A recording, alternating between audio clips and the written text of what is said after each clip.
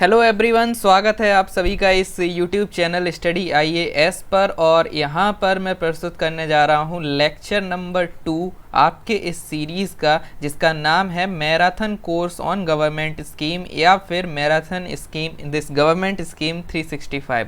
तो यहाँ पर हम कवर करेंगे गवर्नमेंट स्कीम, और एज़ यूजुअल ये लेसन प्रस्तुत करूँगा मैं, राहुल। नाम तो आपने सुना ही होगा। So let's get started. और आज ही होने जा रहा है lecture number 2, which basically means कि आज हम बात करेंगे बाकी बचे हुए टॉपिक्स की। लेक्चर 1 में हमने मिनिस्ट्री ऑफ एग्रीकल्चर और ministry of dairy, fisheries and animal husbandry, ये दो मिनिस्ट्री से रिलेटेड बहुत सारी स्कीम्स जो हैं वो हमने कवर की थी। अगर आपने पार्ट 1 नहीं देखा है तो आप चैनल को सब्सक्राइब करके प्लेलिस्ट में जाकर वहाँ पर सारे वीडियोस देख सकते हैं।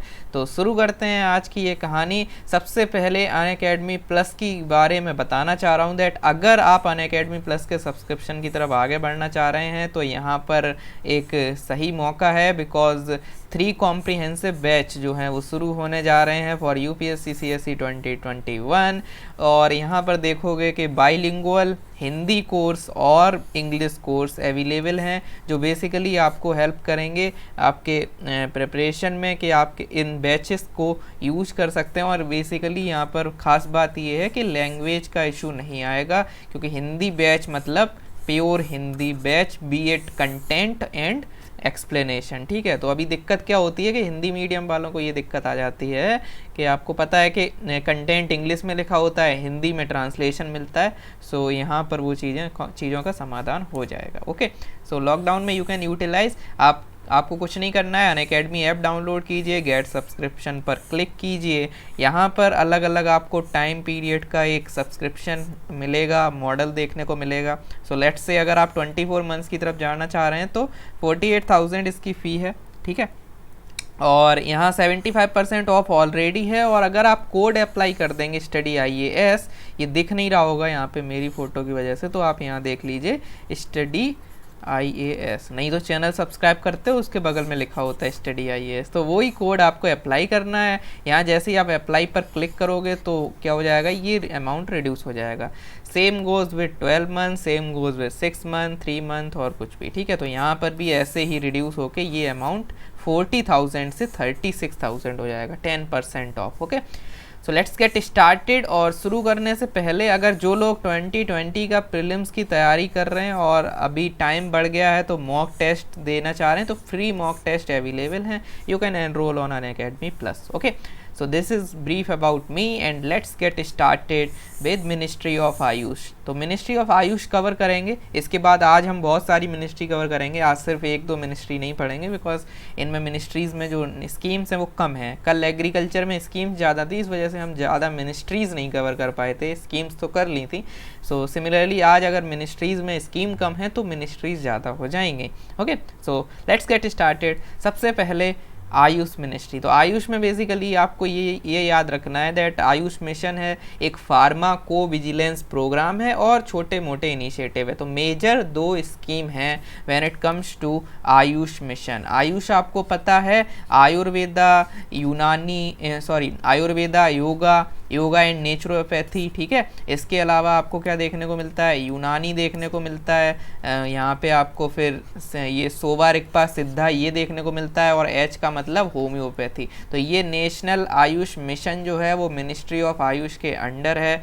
ये बेसिकली है क्या, इसमें इसका जो ऑब्जेक्टिव है, जो ऑब्जेक्टिव इस पर्टिकुलर मिशन का है, is to provide the cost effective Ayush service. जो आयुष सर्विस है यानी आयुर्वेदा की सर्विस, योगा की सर्विस, नेचुरोपैथी की सर्विस, तो उनको कॉस्ट इफेक्टिव तरीके से प्रोवाइड कराना है। Universal access through the upgradation of Ayush hospital, और साथ में अपग्रेडेशन भी करना है आयुष हॉस्पिटल का, ताकि क्या हो जाए, जो फैसिलिटीज़ हैं वो बढ़ जाएं, अपग्रेडेशन हो जाए और लोगों को एक्सेस मिल सके। ठीक है, जब हॉस्पिटल में फैसिलिटीज़ अपग्रेड होंगी तभी तो आप उसको यूनिवर्सली उसको सबको फ़ायदा मिलेगा। सो दैट्स वाई आप समझ सकते हैं दैट यहाँ पे मेन 2 मिशन आपको समझ में आ रहे हैं that cost effective Ayush service जो है उनको यूनिवर्सली प्रोवाइड कराना है, अपग्रेड करना है और आयुष फैसिलिटी प्रोवाइड करनी है पीएचसी, सीएचसी और डीएच। तो बेसिकली आपको ये पता होना चाहिए दैट हेल्थ सेक्टर में ये होता है हमारा हेल्थ का पिरामिड।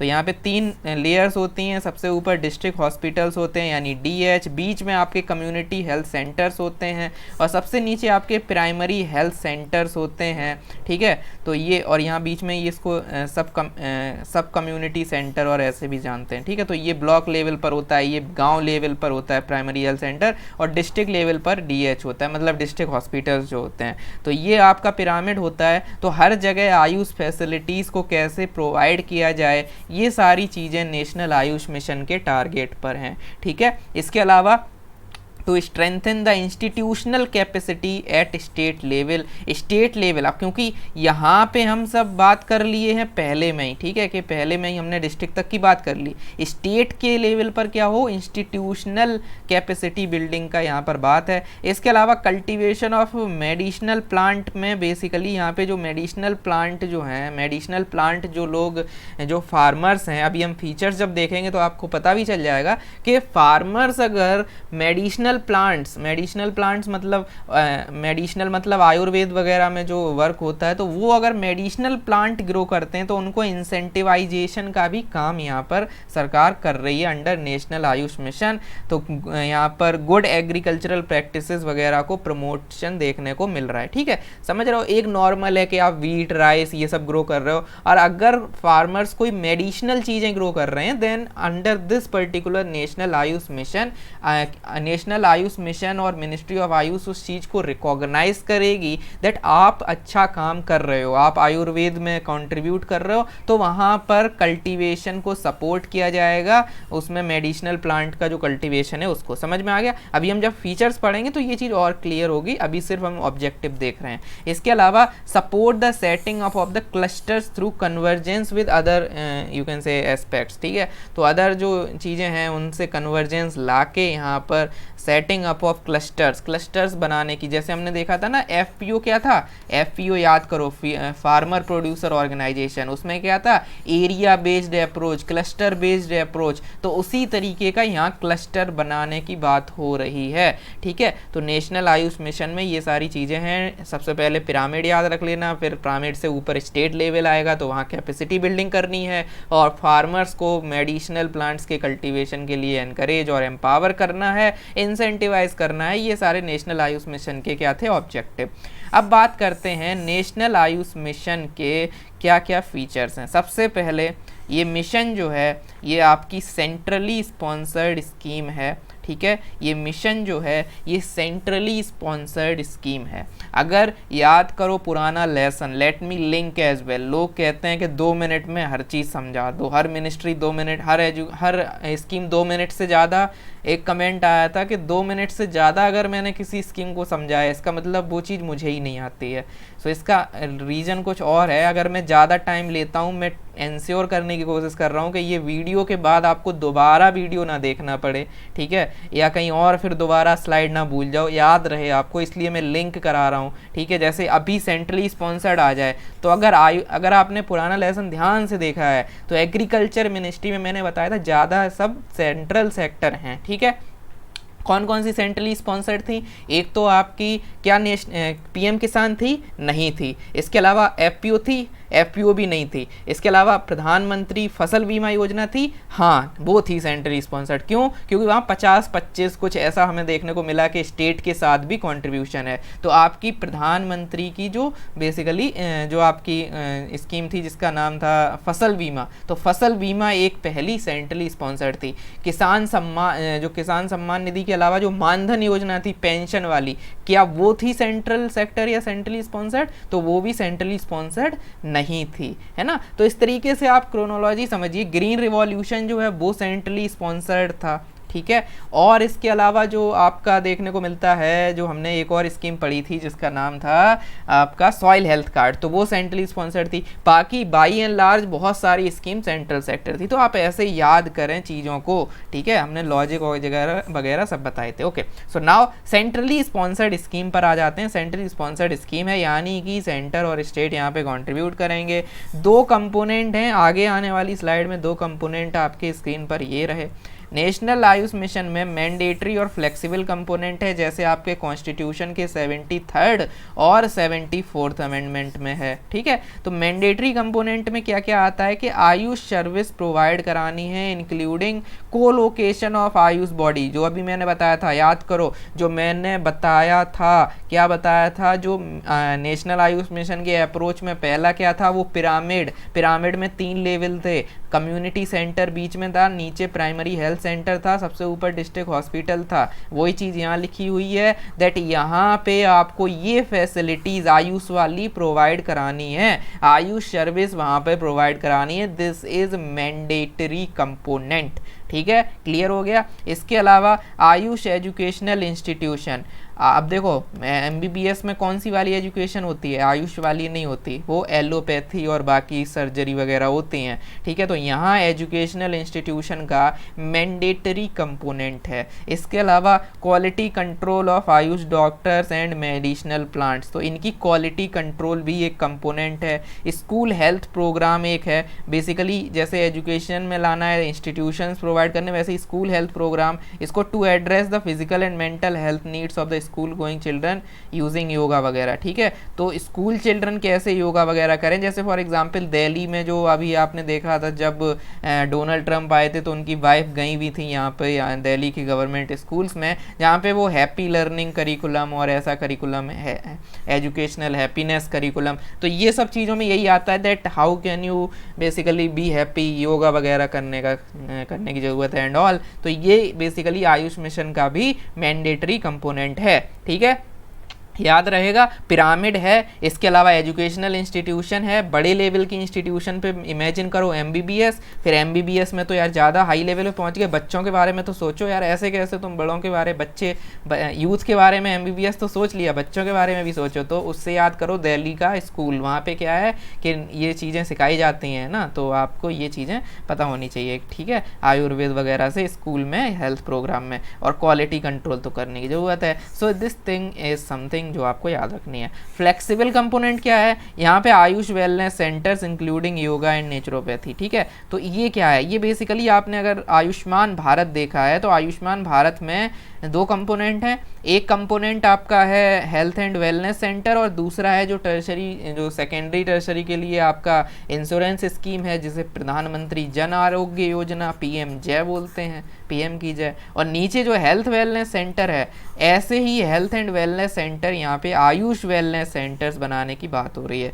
इसके अलावा IEC एक्टिविटी, टेलीमेडिसिन होता है जो आप फ़ोन पे जानकारी ले सकते हैं। ठीक है, जो आपने देखा होगा बहुत सारी ऐप हैं, वेबसाइट हैं। ठीक है, तो ये सब फ़ोन वगैरह पे जो टेली मतलब टेलीफोन पे जो कंसल्टेशन और जो सारी चीज़ें होती हैं। इसके अलावा crop insurance on medicinal plant, तो यहाँ ऊपर मेडिसिनल प्लांट को सिर्फ प्रमोट करना है, वो मैंडेटरी है, लेकिन अगर फ्लेक्सिबिलिटी पर जाएँ तो इंश्योरेंस वगैरह भी आ जाएगा। ठीक है, यहाँ क्या था, ऊपर था देखो quality control of medicinal plant, लेकिन यहाँ क्या है, उसकी इंश्योरेंस भी है, तो ये फ्लेक्सिबल है, ये अभी कंपोनेंट परमानेंट या मैंडेटरी नहीं है। इसके अलावा public private partnership provision and interest subsidy component for this privately Ayush educational institution. ठीक है, सो दिस इज समथिंग, आपको सारी चीज़ें बस एक बार याद रखनी है। So this is all about the 2 components. इसके अलावा यहाँ पर प्रोविज़न है आयुष ग्राम का। आयुष ग्राम का मतलब क्या है, ग्राम का मतलब विलेज, ओके, गाँव। ठीक है, तो आयुष ग्राम में बेसिकली ये है कि 1 विलेज पर ब्लॉक जो है, वहाँ पे पूरा आयुष स्टाइल जो है वो अडॉप्ट करनी है। ठीक है, कहाँ करनी है, हर ब्लॉक के एक गांव में। ठीक है, ये समझ में आ जाना चाहिए, ये UPSC इनमें जगहों पर घुमा सकता है आपको। 1 विलेज पर ब्लॉक, पर डिस्ट्रिक्ट नहीं है, याद रखना। ठीक है, जैसे हम पढ़ते हैं बहुत सारी स्कीम पर district, no, not in district, पर ब्लॉक याद रखना, वरना यही बातें एग्ज़ाम में याद आ जाएंगी। ठीक है, फिर कंफ्यूज हो जाओगे, तो याद रखो इसको कि यहाँ पर 1 विलेज पर ब्लॉक है। ठीक, याद रहेगा। अब अगली जो चीज़ है वो ये है that it decided to operationalize 10% of the health and wellness center of the Ayushman Bharat scheme. ठीक है, तो अब मैंने अभी क्या बताया था, अभी देखो इमेजिन करने की कोशिश करो, मैंने समझाते टाइम भी वो एग्जाम्पल ही दिया था आपको। जैसे यहाँ पे ये जो कंपोनेंट है, जो ये वेलनेस सेंटर का कंपोनेंट है, तो उसी तरीके का वेलनेस सेंटर, जो अब वेलनेस सेंटर तो बनाना ही है फ्लेक्सिबल कंपोनेंट में, तो वो वेलनेस सेंटर आयुष्मान भारत वाले वेलनेस सेंटर से अगर मैच करा दो, कोइंसाइड करा दो, तो भी काम हो जाएगा। तो यहाँ पे पूरा मत कराओ, 10% का ये है कि ऑपरेशनलाइज करने हैं 10% of health and wellness centre जो आयुष्मान भारत के हैं आयुष को अप्लाई करते हुए। ठीक है, तो वहाँ पे आयुष फैसिलिटीज़ वगैरह लानी है, तो इससे वो वाला ऑब्जेक्टिव भी कंप्लीट हो जाएगा। वो वाला कौन सा, जो मैंने ऐसे वाला बताया था, पिरामिड वाला। ठीक है, पिरामिड में 3 है, जो सबसे ब्लेज लेवल पर है, जो बेसिकली जो हमने पढ़ा था लोअर लेवल, जो मतलब एक district hospital, community health centre, primary health centre. Primary health centre he wellness centre, health and wellness centre की तरह है। तो यहीं पर हमने देखा था हर जगह आयुष फैसिलिटी करनी है, तो ये कंपोनेंट जो 10% वाला है ये इसी चीज़ को डेडिकेट कर रहा है। ठीक है, समझ में आ गया। इसके अलावा मॉनिटरिंग एंड इवेल्युएशन के लिए dedicated MIS monitoring and evaluation cell भी बनाया जाएगा। जैसे नीति आयोग में dedicated monitoring and evaluation centre बना हुआ है, वैसे ही आयुष मिशन में monitoring, dedicated monitoring and evaluation cell बनाया जाएगा। जो छात्र छात्राएं पब्लिक एडमिनिस्ट्रेशन ऑप्शनल में मेरी क्लासेस अटेंड करते हैं स्टडी IAS पर, वो इस चीज़ को यूज कर सकते हैं आपके पब्लिक पॉलिसी में। ठीक है, जब हम पढ़ेंगे पब्लिक पॉलिसी उस कोर्स में, then also we will cover this thing. और जो लोग नहीं जानते कि मैं पब्लिक एडमिनिस्ट्रेशन पढ़ा रहा हूँ, you can watch the videos on this channel. Okay, इसके अलावा सब्सिडी टू फार्मर्स, तो फार्मर्स को सब्सिडी वगैरह भी देनी है। लिंक करो, अभी क्या बात हो रही थी, मेडिसिनल प्लांट की। ठीक है, नहीं याद आ रहा, मैंडेटरी में देखो मेडिसिनल प्लांट को क्वालिटी कंट्रोल करनी है, और फ्लेक्सिबल में था कि इंश्योरेंस करनी है, और ऑब्जेक्टिव में भी था मेडिसिनल प्लांट को वो करना है, हेल्प करना है। तो यहाँ सब्सिडी, कल्टीवेशन कैसे बढ़ाओगे, subsidy to the farmers who are producing medicinal plant. समझ आ गया, बिल्कुल सिंपल है। ठीक है, so this is it. Now let's move on to the next thing. बिल्कुल सिंपल था, नेशनल मिशन, आयुष ग्राम याद रखना था, और शुरू में वो वाला पिरामिड याद रखोगे तो वहाँ से पता चल जाएगा कि आयुष फैसिलिटी। आयुष्मान भारत से याद रखोगे तो 10% वाला रूल याद आ जाएगा। अगर मेडिसिन पे ध्यान दोगे, मेडिसिनल कल्टीवेशन, तो आपके वो चीज़ें तैयार हो जाएंगी। अगर उसके कंपोनेंट की बात करोगे तो हायर लेवल पर MBBS के बारे में सोचते हो, तो MBBS के बारे में सोचोगे तो अपने आप याद आ जाएगा कि एजुकेशनल इंस्टीट्यूशन आयुष से रिलेटेड बनानी है। और अगर MBBS का सोच लिया तो बच्चों के बारे में भी सोचोगे, तो और बच्चों के बारे में सोचोगे तो आपको अपने आप याद आ जाएगा कि स्कूल करिकुलम में योगा वगैरह कराने के प्रोविज़न यहाँ पर लगाए जा रहे हैं। ठीक है, समझ आ गया, बिल्कुल तैयार हो गया। आयुष मिशन में कोई भी दिक्कत नहीं होनी चाहिए आज के बाद। Okay, now let's try and understand pharmacovigilance programme. देखो फार्माकोविजिलेंस प्रोग्राम ये आपका मिनिस्ट्री ऑफ हेल्थ के अंदर भी आपको देखने को मिलेगा। ठीक है, फार्माकोविजिलेंस प्रोग्राम वहाँ पर भी चलता है। आयुष नया बना हुआ है तो यहाँ पर भी उस तरीके का कोविजिलेंस आयुष ड्रग पर प्रोग्राम बनाया गया है। विजिलेंस का इसको तोड़ दो अगर, तो विजिलेंस का मतलब क्या होता है, जैसे आप CVC पढ़ते हो, सेंट्रल विजिलेंस कमीशन। अगर सोशल इश्यूज देखो तो अभी काउ विजिलेंटिज्म चल रहा था। विजिलेंट मतलब विजिलेंस होना कि आप चीज़ों पर ध्यान दे रहे हैं। फार्माकोविजिलेंस मतलब कि आप अलर्ट हो विद रेस्पेक्ट टू फार्मा, जो फार्मास्यूटिकल इंडस्ट्री है वहाँ कुछ गड़बड़ घोटाले तो नहीं हो रहे, तो वो चीज़ें आयुष ड्रग के लिए प्रमोशन। ठीक, समझ गए क्या होगा इसका ऑब्जेक्टिव, आप समझ गए हैं दैट यहाँ पर आयुष ड्रग में कोई गड़बड़ घोटाला नहीं होना चाहिए, कुछ ऐसा नहीं होना चाहिए कि कोई क्योंकि आयुर्वेद वगैरह में ये चीज़ दिक्कत होती है कि यहाँ पर कोई ऐसा नहीं है कोई MBBS की डिग्री चल रही है। वैद वगैरह आप जानते हैं साइंस से थोड़ा कभी कभी वो जो कनेक्शन है वो दूर दूर तक मिलता नहीं है। सो दैट्स वाई ये चीज़ें की जा रही हैं। ठीक है, समझ गए इस चीज़ को। एडवर्टीजमेंट में भी कहीं कुछ गड़बड़ दिखाया जा रहा है देन ऑल्सो, तो ये चीज़ें आप जो कंज्यूमर प्रोटेक्शन वगैरह वहाँ पर भी ये सब पढ़ते हो। एडवर्टीजमेंट के लिए कंज्यूमर प्रोटेक्शन एक्ट को अमेंड करके भी चेंज लाया गया, तो हर जगह आपको ये चीज़ें देखने को मिलती हैं। आयुष में कुछ ऐसा नया नहीं है। ठीक है, तो ये एक सेंट्रल सेक्टर स्कीम है। नेशनल आयुष मिशन कैसा था, वो सेंट्रली स्पॉन्सर्ड था, ये सेंट्रल सेक्टर है, याद रखना इसको। इसके अलावा to develop the culture of documenting adverse effect. इसको कैसे याद रखोगे, इसको पहले मैं इसको बता दूं कि आप ऐसे सोचो कि मतलब अगर को विजिलेंस है, निगरानी रखनी है, तो स्टेट हो सकता है खुद ही घोटालेबाज हो। तो अगर कोई ऐसी चीज़ है जहाँ पे घोटालों की संभावना है, तो आप जो मतलब जो उसका एरिया है उसको कम रखने की कोशिश करोगे, है ना, सीक्रेट रखने की कोशिश करोगे। तो ऐसे करके आप इमेजिन रख सकते हो, इमेजिनेशन के तौर पे आप ऐसे एक निमोनिक बना सकते हो, ट्रिक बना सकते हो, ठीक है, ओके।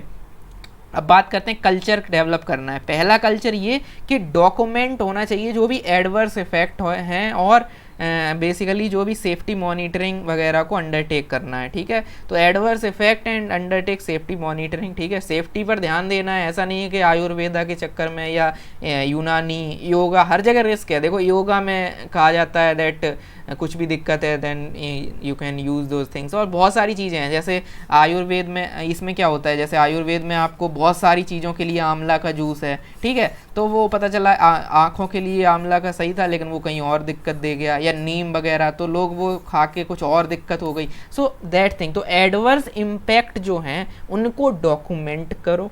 इसके अलावा सेफ्टी मॉनिटरिंग जो है उसको यहाँ पे यूज़ करना है, और सर्विलेंस करना है मिसलीडिंग इन एडवर्टीजमेंट को, ठीक है। तो मैंने अभी जैसे बताया था, को विजिलेंस का मतलब ही है कि आपको एज अ अलर्टनेस शो करनी है, सर्विलेंस शो करना है। इसके अलावा इसमें 3 टियर नेटवर्क है। इसमें नेशनल लेवल पर नेशनल फार्मा को विजिलेंस सेंटर है, ठीक है, फिर इंटरमीडिएट फार्मा को विजिलेंस सेंटर है, और फिर प्राइमरी फार्मा को विजिलेंस सेंटर है, ठीक है। तो 3 टियर नेटवर्क है यहाँ पे। और इसके अलावा all India institute of Ayurveda new Delhi जो है वो नेशनल, उसको डेजिग्नेट किया गया। ये बेसिकली एक ऑटोनोमस बॉडी है अंडर मिनिस्ट्री ऑफ आयुष, ठीक है। तो इसको डेजिग्नेट किया गया है एज अ NPVCC, जो नेशनल फार्माकोविजिलेंस सेंटर है वो इसको बना दिया गया है, ठीक है। सेंटर है तो सेंटर कुछ और भी बना सकते थे, तो all India institute of Ayurveda को बना दिया है, समझ गए। इसका मतलब ये है कि देखो आयुष में तो बहुत सारी चीज़ें हैं, ऐसा नहीं है कि सिर्फ ये सेंटर आयुष के लिए है। अभी ऑल इंडिया क्वेश्चन आ जाए, all India centre of you can से होम्योपैथी, योगा, यूनानी, कुछ भी, तो उसको ध्यान रखना कि आयुर्वेदा का ऑल इंडिया इंस्टीट्यूट है, उसको नेशनल फार्माकोविजिलेंस सेंटर डेजिग्नेट किया गया है फॉर द कोऑर्डिनेशन पर्पस, ठीक है। समझ आ गया, बिल्कुल सिंपल था, कुछ इसमें रॉकेट साइंस नहीं थी, बिल्कुल सिंपल था, ठीक है। अब बात करते हैं कुछ छोटी मगर मोटी स्कीम, छोटी मोटी स्कीम्स जो अदर स्कीम्स में आती हैं अंडर द सेम मिनिस्ट्री। कौन सी वाली मिनिस्ट्री? आयुष मिनिस्ट्री, ठीक है। सो सबसे पहले यहाँ पर है मिशन मधुमेह। मिशन मधुमेह, मधुमेह का मतलब है फॉर इंग्लिश मीडियम स्टूडेंट्स, वैसे तो हिंदी में मैं खुद बोल रहा हूँ तो इंग्लिश मीडियम वाले कहाँ यहाँ पे, बेसिकली मधुमेह का मतलब है डायबिटीज़, ठीक है। तो डायबिटीज़ का को इरेडिकेट करने के लिए, कॉस्ट इफेक्टिव ट्रीटमेंट प्रोवाइड करने के लिए, सस्ता ट्रीटमेंट प्रोवाइड करने के लिए, सस्ता मगर अच्छा ट्रीटमेंट के लिए मिशन मधुमेह मिनिस्ट्री ऑफ आयुष का है। याद रखना, हेल्थ एंड फैमिली वेलफेयर से मत जोड़ देना, या वीमेन एंड चाइल्ड डेवलपमेंट से मत जोड़ देना। वीमेन एंड चाइल्ड डेवलपमेंट में से वैसे भी नहीं जोड़ोगे, लेकिन मधुमेह सोच के आप हेल्थ से जोड़ सकते हो। तो ध्यान रखना कि ये मिशन जो है ये थोड़ा हिंदी में है ना, मिशन मधुमेह, तो मधुमेह हिंदी में है, सो इट बेसिकली मीन्स कि हम थोड़ा सस्ता सोच रहे हैं, ठीक है। सस्ता मतलब वैसे तो हम डायबिटीज़ बोलते हैं ना, national mission on eradication of diabetes, तो हेल्थ में होता है ना, ऐसे करके कुछ इमेजिन कर सकते हो। कॉस्ट इफेक्टिव ट्रीटमेंट, इम्प्लीमेंटेशन जो है वो नेशनल ट्रीटमेंट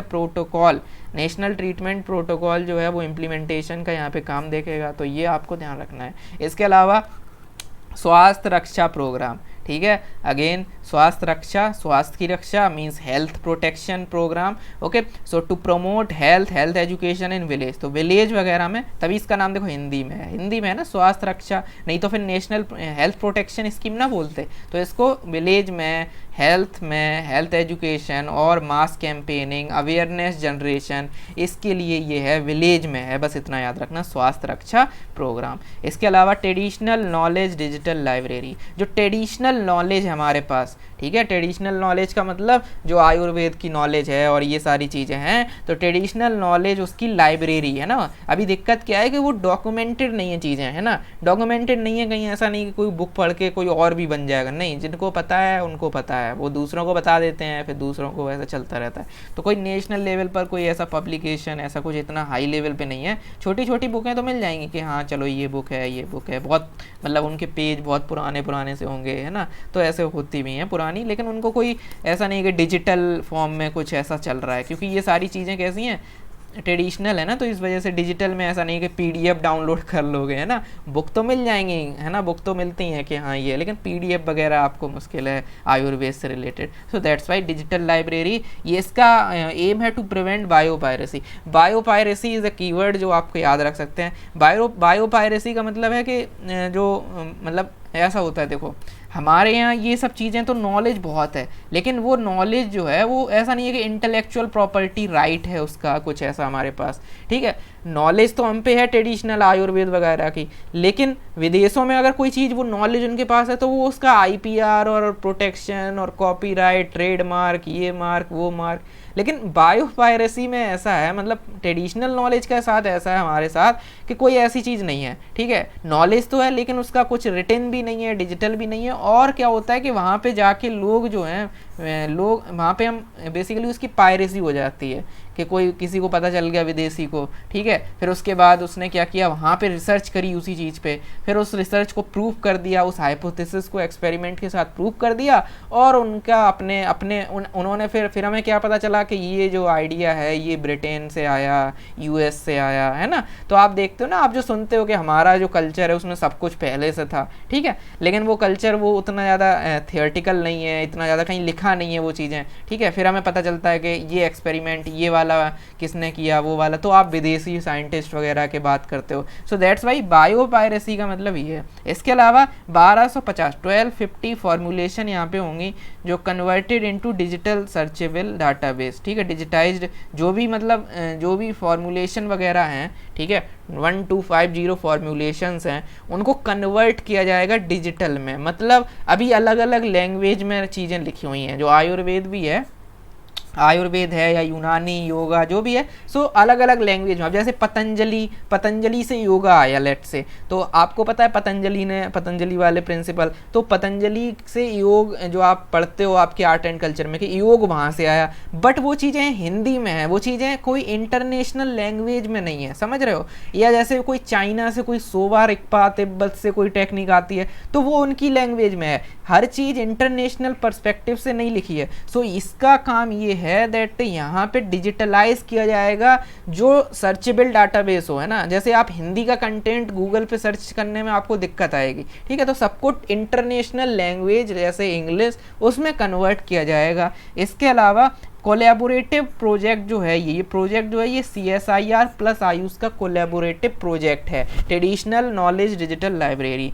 ठीक है, समझ आ गया। इसके बाद नेशनल आयुष ग्रिड प्रोजेक्ट, ये बेसिकली यहाँ पे क्या है, आयुष ग्रिड में इंडक्शन ऑफ IT यानी इंफॉर्मेशन टेक्नोलॉजी को आयुष में इंडक्ट कराने की बात हो रही है। And grid will merge pilot projects like Ayush hospitals management information system, AHMIS बोलते हैं, Ayush hospital management information system, ठीक है, आयुष हॉस्पिटल ये AH, फिर MIS तो आपको पता है मैनेजमेंट इंफॉर्मेशन सिस्टम, तो AHMIS योगा लोकेटर, टेलीमेडिशन मैंने अभी बता दिया क्या होता है। तो ये सारी चीज़ें, ये जो पायलट प्रोजेक्ट हैं, अभी क्या है, ये सारे पायलट प्रोजेक्ट जो हैं ये आयुष मिनिस्ट्री के अलग से चल रहे हैं, ठीक है। अब क्या है, ये पायलट प्रोजेक्ट कभी खत्म होंगे, तो जैसे ही खत्म होंगे इनको आयुष ग्रिड प्रोजेक्ट में ऐड या मर्ज करा दिया जाएगा। फिर हमारे पास एक होगा आयुष ग्रिड में ही टेलीमेडिशन होगा, उसी में MIS वाला होगा, उसी में ये जो सॉफ्टवेयर वगैरह योगा लोकेटर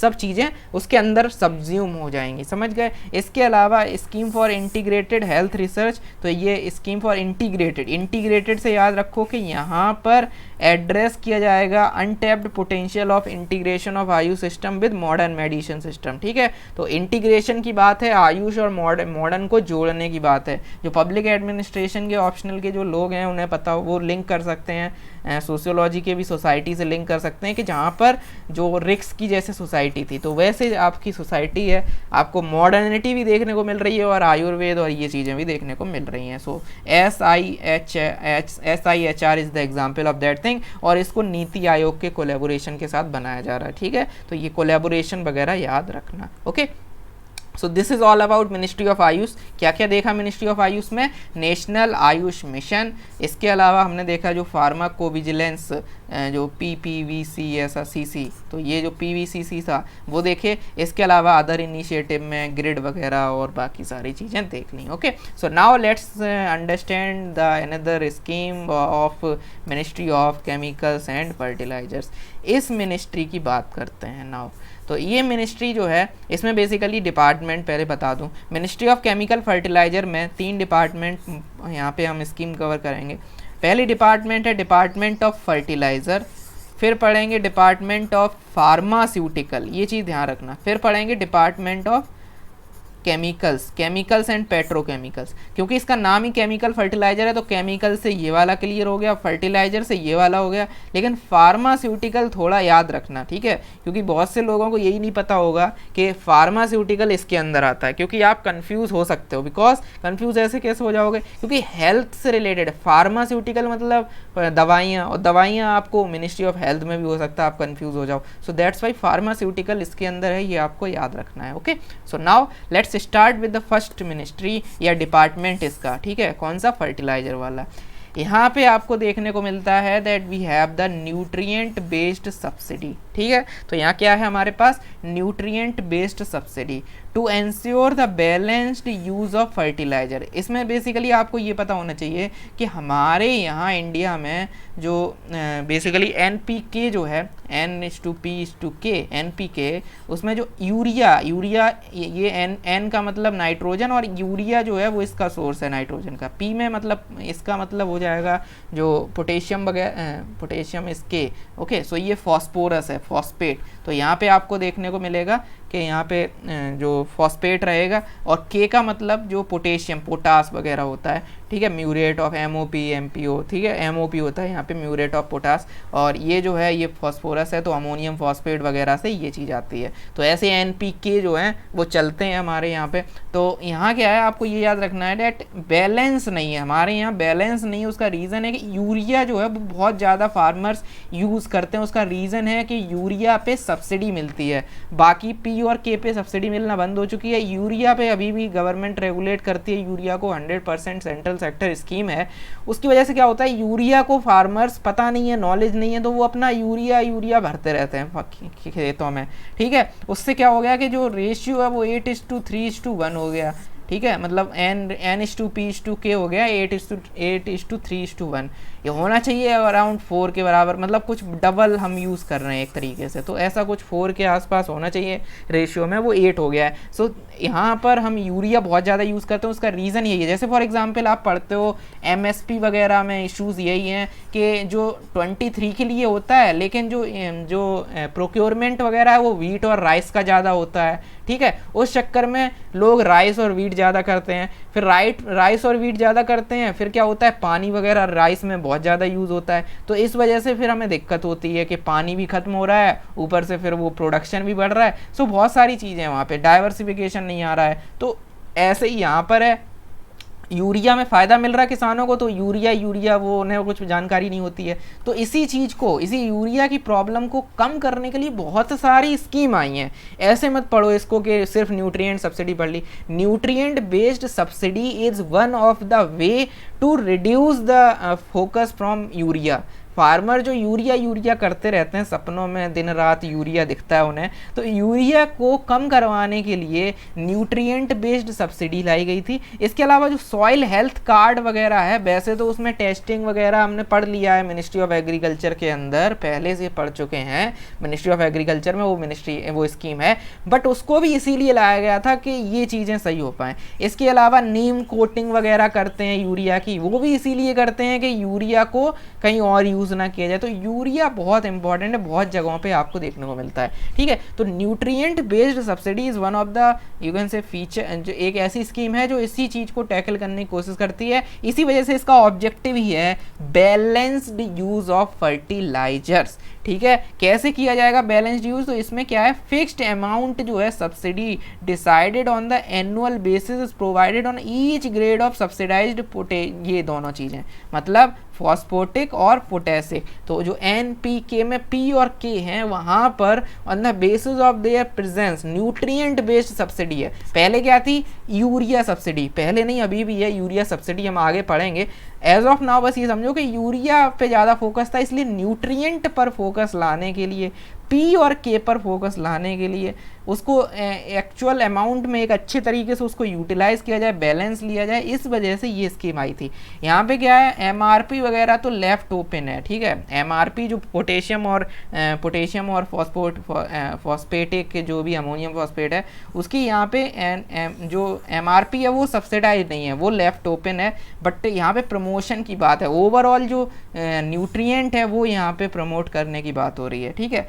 इसके अलावा international and domestic practices of P&K fertiliser exchange rate and inventory level, तो ये सारी चीज़ें यहाँ पे हो रही हैं। और ammonium phosphate, recently ammonium phosphate को इस स्कीम के अंडर लाया गया है, तो ये आपके लिए करंट अफेयर है, that's why this becomes important.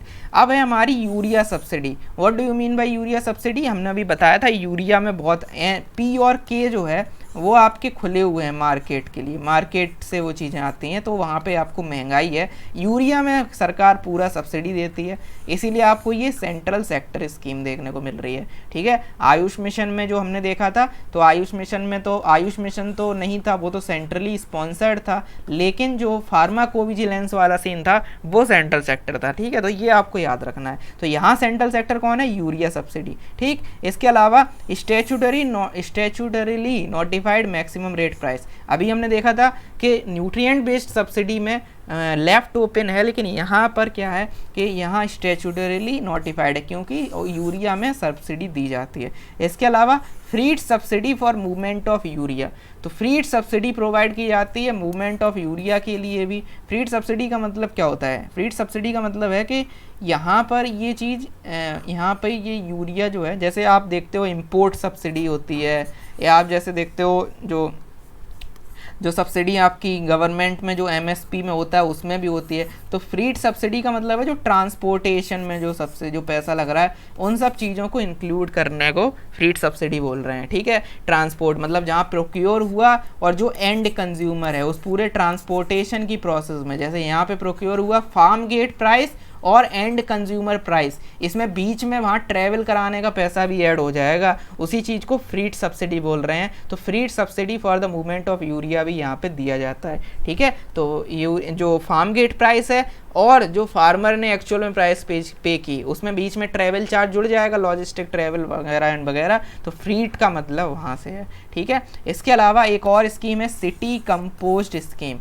City compost scheme जो है it is the scheme to support Swachh Bharat mission provide city compost at this subsidized rate to farmer, ठीक है। तो सिटी कंपोस्ट स्कीम, कंपोस्ट आपने पढ़ा होगा ये सब चीज़ें, कंपोस्टिंग जो होती है, बर्मी कंपोस्टिंग और ये सारी चीज़ें। तो कंपोस्ट का मतलब क्या है, जो उसमें मतलब ऐसे रूरल मतलब जो जगह वगैरह कंपोस्ट, आपने पिट कंपोस्ट और ये सब पढ़ा होगा, उसी तरीके का ये है कि यहाँ पर सिटी कंपोस्ट स्कीम में ये सपोर्ट करेगी स्वच्छ भारत को भी, ठीक है। ये ध्यान रखना कि हाँ कंपोस्ट है तो मतलब क्या है कि स्वच्छ भारत को सपोर्ट करेगी, और city compost at subsidise rate में प्रोवाइड करने की बात है, ठीक है। तो मार्केट डेवलपमेंट असिस्टेंस यह दिया जाएगा 1500 पर टन ऑफ सिटी कंपोस्ट, ठीक है। जैसे फॉर एग्जाम्पल जब हम पढ़ रहे थे सॉइल हेल्थ कार्ड, ठीक है, सॉइल हेल्थ कार्ड वगैरह पढ़ रहे थे, तो हमने वहाँ पे भी देखा था कि जो पैसे वगैरह दिए जाएंगे with respect to soil testing laboratory अगर आप एस्टेब्लिश करते हो, है ना, तो वहाँ पे भी हमने देखा था। सिमिलरली FPO वगैरह में सपोर्ट है, तो बहुत सारी चीज़ें होती हैं। वैसे यहाँ पे मार्केट डेवलपमेंट असिस्टेंस ऑफ 1500 पर टन ऑफ सिटी कंपोस्ट। इसके अलावा प्रमोशन ऑफ सिटी कंपोज जो होगा वो होगा fertiliser companies and marketing entities उसको करेंगी। प्रमोशन का काम, जैसे इलेक्शन के प्रमोशन का काम दे दिया जाता है स्टार कैंपेनर्स को, वैसे ही सिटी कंपोस्ट स्कीम का प्रमोशन कौन करेगा? फर्टिलाइजर कंपनीज और मार्केटिंग एंटिटीज़। तो ये ब्रैकेट में अडॉप्ट क्या है? अडॉप्ट का मतलब है कि फर्टिलाइजर कंपनीज जो हैं वो अडॉप्ट भी कर सकती हैं किसी पर्टिकुलर एरिया को, जहाँ पर विलेज को, जहाँ पर वो इस चीज़ को प्रमोट करेंगी। ठीक है, तो ये चीज़ है। इसके अलावा BIS स्टैंडर्ड्स वगैरह भी यहाँ पर, इको मार्क वगैरह भी प्रोवाइड किया जाएगा। तो इस तरीके से यहाँ पे हेल्प की जाएगी। सिटी कंपोस्ट स्कीम जो है वो इस तरीके से काम करती है। इसका प्रमोशन होता है, इसमें मार्केट डेवलपमेंट असिस्टेंस है, इसमें BIS मार्क है और स्वच्छ भारत को सपोर्ट करती है। So this is all about this ministry में बेसिकली हमने देख लिया है। इस मिनिस्ट्री में हमने पहला चीज़ देख ली थी डिपार्टमेंट ऑफ फर्टिलाइजर। अब डिपार्टमेंट ऑफ दूसरा वाला फार्मास्यूटिकल में आपकी पहली स्कीम जो इम्पोर्टेंट है वो है प्रधानमंत्री दिस बीजेपी, प्रधानमंत्री बीजेपी के हैं, तो ऐसे नहीं है ये प्रधानमंत्री, ये बेसिकली योजना है जन औषधि। ठीक है, भारत जन औषधि परियोजना। ठीक है, जैसे यहाँ लिखा है भारतीय, तो भारतीय जन औषधि केंद्र हैं, तो ये भारतीय जन औषधि परियोजना है। ठीक है, BJP, प्रधानमंत्री BJP, जानबूझ के मैंने नहीं लिखा यहाँ पे पूरा नाम कि आपको बस साथ में ही याद हो जाए। भारतीय जन औषधि परियोजना, ये क्या है? इसका ऑब्जेक्टिव है to provide genetic drug less price good quality. ठीक है, तो generic drug, sorry not genetic, generic drug जो होते हैं, जेनेरिक ड्रग को प्रोवाइड करना एट अ लेस प्राइस और उतनी ही क्वालिटी जितने नॉर्मल ड्रग होते हैं। जो आप जेनेरिक ड्रग में और एडिशनल चार्ज हो जाता है। जेनेरिक ड्रग मतलब फार्मूला बेस्ड ड्रग, और उसमें फार्मूले में और ज़्यादा कंपनीज जब कोई आ जाती है तो उसका प्राइस बढ़ जाता है। ठीक है,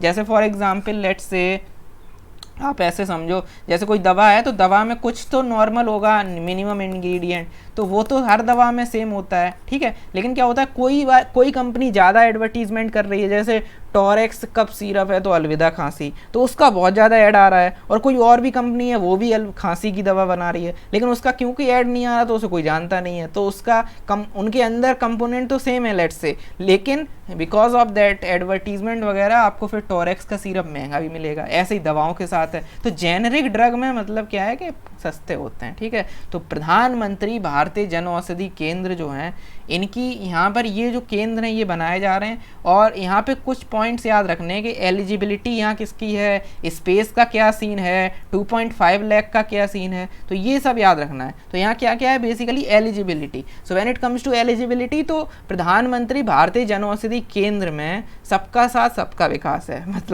मतलब ये कि यहाँ पर state, NGOs, non profit organisation कोई भी इस योजना के लिए एलिजिबल है, इन केंद्र को बनाने के लिए एलिजिबल है। Private sector, NGOs, state government, कोई भी यहाँ पर ये चीज़ कर सकता है। स्पेस का मतलब है कि यहाँ पर गवर्नमेंट में जो गवर्नमेंट हॉस्पिटल्स वगैरह हैं वहाँ पर, या गवर्नमेंट का और भी कोई गवर्नमेंट ओन जगह है, उस स्पेस को गवर्नमेंट फ्री में आपको देगी। ठीक है, उसका पैसा आपसे नहीं लेगी, बस आप वहाँ पर जाइए, प्रधानमंत्री भारतीय जन औषधि केंद्र खोलिए, ये उनका मकसद है गवर्नमेंट का। ठीक है, तो आप जाइए खोलिए, लेकिन पैसे वैसे आपको नहीं मिलेंगे, आपको जगह भी मिलेगी, आपको किसी गवर्नमेंट हॉस्पिटल के बगल में एक कमरा भी मतलब एरिया भी दे दिया जाएगा, स्पेस भी दे दिया जाएगा, आप अपना जन औषधि केंद्र वहाँ खोलिए, बस ये सरकार चाहती है। 2.5 लाख जो है इसका इतना असिस्टेंस वगैरह भी यहाँ पे दिया जाएगा। सो ये सारी चीज़ें प्रधानमंत्री जन औषधि केंद्र के रेस्पेक्ट में आपको याद रखनी है। इसके अलावा इम्प्लीमेंटिंग एजेंसी जो है वो है bureau of pharma PSU of India, BPPI। ठीक है, bureau of pharma PSU of India, ये याद रखना। जैसे याद करो FPO में कौन सी थी इम्प्लीमेंटिंग एजेंसी, अरे भूल गए, कौन कौन सी थी NCDC, नाबार्ड और SFAC। फिर SFAC एक और में आ गई थी, किस में आ गई थी, नेशनल एग्रीकल्चर मार्केट में।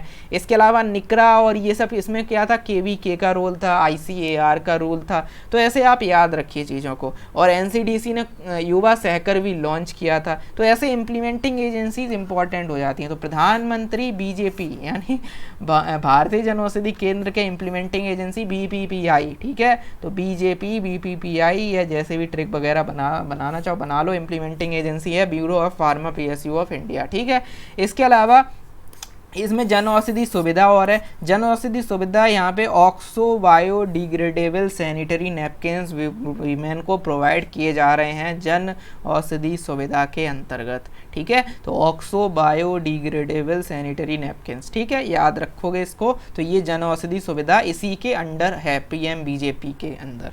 Okay, now scheme for the development of pharmaceutical industry. अब फार्मास्यूटिकल इंडस्ट्री के ओवरऑल डेवलपमेंट के लिए कुछ स्कीम है। तो ये है basically to ensure drug security. Drug security कैसे होगी? देखो, जैसे आप फूड सिक्योरिटी पढ़ते हो तो उसमें क्या होता है, अवेलेबिलिटी, एक्सेसिबिलिटी और अफोर्डेबिलिटी ऑफ फूड। वैसे ही है अवेलेबिलिटी, एक्सेसिबिलिटी, अफोर्डेबिलिटी। तो वो सब कब होगा? जब कंपटीशन होगा। देखो, इंडिया में जब ड्रग का कंपटीशन होगा तो आपको बहुत सारी चॉइसेस मिलेंगी, ठीक है। तो कंपटीशन आएगा तो एफिशिएंसी आएगी, और एफिशिएंसी आएगी तो और ज़्यादा चीज़ें अच्छे से आपको मिलेंगी, तो एंड कंज्यूमर को फ़ायदा मिलेगा। तो ड्रग सिक्योरिटी को इंश्योर करने के लिए ये स्कीम है डेवलपमेंट ऑफ फार्मास्यूटिकल इंडस्ट्री, मतलब ज़्यादा से ज़्यादा फार्मास्यूटिकल इंडस्ट्री का डेवलपमेंट। ये एक सेंट्रल सेक्टर स्कीम है, यूरिया सब्सिडी की तरह और बाकी सारी चीज़ों की तरह। तो सेंट्रल सेक्टर स्कीम है, फार्माकोविजिलेंस जैसा आयुष में था वैसे ये सेंट्रल सेक्टर स्कीम है आपकी, scheme for development of pharmaceutical, ये वाली, ठीक है। इसके अलावा इसमें कुछ कंपोनेंट हैं जैसे assistance to bulk drug industry for the common facility centre. अभी हम देखेंगे ड्रग और मेडिकल डिवाइसेस इंपॉर्टेंट कंपोनेंट हैं। तो ड्रग के लिए असिस्टेंस प्रोवाइड करना, मेडिकल डिवाइस के लिए असिस्टेंस प्रोवाइड करना, और टेक्नोलॉजी अपग्रेडेशन करना, और चाहे क्लस्टर डेवलपमेंट में असिस्टेंस प्रोवाइड करना, और pharmaceutical promotion development scheme. So these are all the component, these all are the components of scheme for development of pharmaceutical industry. मतलब ये एक तरीके की अम्ब्रेला टाइप की स्कीम लग रही है जिसमें आप अलग अलग एरियाज की बात कर रहे हो, चाहे वो डिवाइस हो चाहे वो ड्रग्स हो। जैसे अभी मेडिकल डिवाइस को ड्रग्स के अंदर लाने की बात हुई थी, ठीक है, न्यूज़ आई थी। तो ड्रग्स अलग होता है, डिवाइस अलग होती हैं, मेडिकल डिवाइस, तो वो चीज़ें हैं। फिर टेक्नोलॉजी अपग्रेडेशन, इसके अलावा क्लस्टर डेवलपमेंट और डेवलपमेंट स्कीम जो है फार्मास्यूटिकल प्रमोशन के लिए, ये सारी चीज़ें इसके अंदर आती हैं। ओके, नाउ इसमें अदर इनिशिएटिव में क्या है, इस पर्टिकुलर डिपार्टमेंट के अंदर फार्मास्यूटिकल के अंदर फार्मा जन समाधान, ठीक है, और फार्मा सही दाम मोबाइल ऐप। सही दाम बाद में देखेंगे, पहले जन का समाधान करें। ये क्या है? वेब इनेबल्ड सिस्टम है फॉर रिड्रेसल। जन समाधान मतलब आपकी समस्याओं का समाधान, यानी ग्रीवेंस रिड्रेसल। ग्रीवेंस कौन से वाले? घर में झगड़ा हो गया वो ग्रीवेंस नहीं, वो तो पुलिस का काम है। प्राइस और अवेलेबिलिटी, प्राइस और अवेलेबिलिटी, तो ये चीज़ें यहाँ पर हैं। दैट प्राइस अगर किसी की आपको ज़्यादा महंगा मिल रहा है तो ऐसे, जैसे अभी हमने देखा था ना आयुष में, अभी ये चीज़ें हैं कि प्राइस वगैरह में चीज़ें होनी चाहिए, ठीक है, प्रोटेक्शन वगैरह हमने वहाँ देखा था। तो ऐसे ही यहाँ पे तो उसमें है, ये एनपीपीए का इनिशिएटिव है। एनपीपीए क्या है? नेशनल फार्मास्यूटिकल प्राइसिंग अथॉरिटी, ठीक है। तो ये मिनिस्ट्री ऑफ केमिकल फर्टिलाइजर में, डिपार्टमेंट ऑफ फार्मास्यूटिकल में आती है। ड्रग और फार्मा सोच के हेल्थ से कोई मत जोड़ देना, ठीक है, ये ध्यान रखना। इसके अलावा tool for effective implementation of, ये जो फार्मा जन समाधान है ये इफेक्टिव इम्प्लीमेंटेशन करवा रहा है ड्रग प्राइस कंट्रोल ऑर्डर।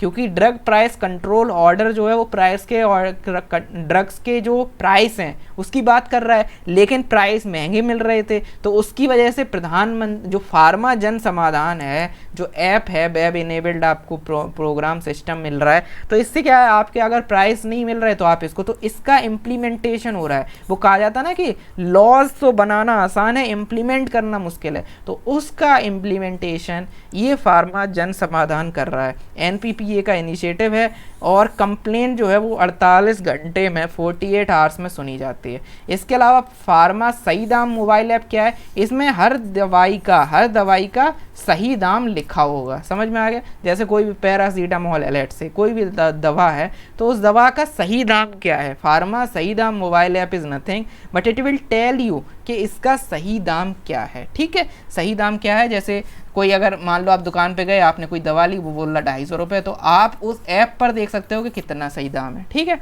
तो ये चीज़ है फार्मा सही दाम। ओके, नाउ अदर थिंग्स यहाँ पे देखो, एक इसमें, अब इसमें फार्मास्यूटिकल में दो स्कीम अलग, देखो इसमें फार्मास्यूटिकल में दो स्कीम थी, मेडिकल डिवाइस पार्क और बल्क ड्रग पार्क, और केमिकल और पेट्रोकेमिकल में जो डिपार्टमेंट तीसरा है उसमें एक स्कीम है प्लास्टिक डिवाइस पार्क। इस इधर क्या है, मेडिकल डिवाइस पार्क और बल्क ड्रग पार्क, ये दोनों डिपार्टमेंट ऑफ फार्मास्यूटिकल की हैं, लेकिन ये स्कीम आपकी department of chemical and petrochemical की इकलौती स्कीम है जो आपके लिए इंपॉर्टेंट है। समझ गए? तो मैंने क्या किया, अलग अलग पढ़ाने से अच्छा है मैंने सोचा चलो पार्क का एक पार्क बना देते हैं, एक साथ पढ़ते हैं ताकि आपको कोई कन्फ्यूज़न ना रहे। अदरवाइज़ क्या है, आप बहुत जगह पार्क वार्क पढ़ते रहोगे फिर भूल जाओगे, है ना। सो दैट्स वाई एक साथ सारे पार्क मैंने कर दिए मिनिस्ट्री ऑफ इसके ये जो overall ministry chemical and fertilizer. तो medical device park department of pharma में है, ये भी फार्मा में है, ये केमिकल में है, ठीक है। फर्टिलाइजर में कुछ नहीं है, फर्टिलाइजर तो हो चुका पहले से, ठीक है, सब्सिडी यूरिया सब्सिडी में। यहाँ ग्रांट इन एड है 100 करोड़ का, यहाँ है 1000 करोड़ का, और 3000 करोड़ दिए जाएंगे for next 5 years. Not important but idea होना चाहिए कि डिवाइस में कम है बल्क में ज़्यादा है। और यहाँ ऐसा कुछ नहीं है, ये सेंटर की स्कीम है जहाँ सेंटर का 50% ऑफ द प्रोजेक्ट कॉस्ट जो है subject to ceiling of ₹40 crore पर प्रोजेक्ट, इसकी सीलिंग के साथ ये रहेगा, और बाकी जो है वो स्पेशल पर्पस व्हीकल यहाँ पे पैसा इन्वेस्ट या जो भी पैसे की कॉस्ट है वो बियर करेगा, ठीक है। तो 50% ऑफ द प्रोजेक्ट कॉस्ट, यहाँ क्या है 100 करोड़ 1000 करोड़, ठीक है, ये चीज़ ध्यान रखना। इसके अलावा इनका ऑब्जेक्टिव क्या है, मेडिकल डिवाइस का पार्क का मतलब ये है कि ये फाइनेंशियल असिस्टेंस प्रोवाइड किया जाएगा ताकि इंफ्रास्ट्रक्चर फैसिलिटीज़ बना हेल्प करें, उनका डेवलपमेंट हो पाए।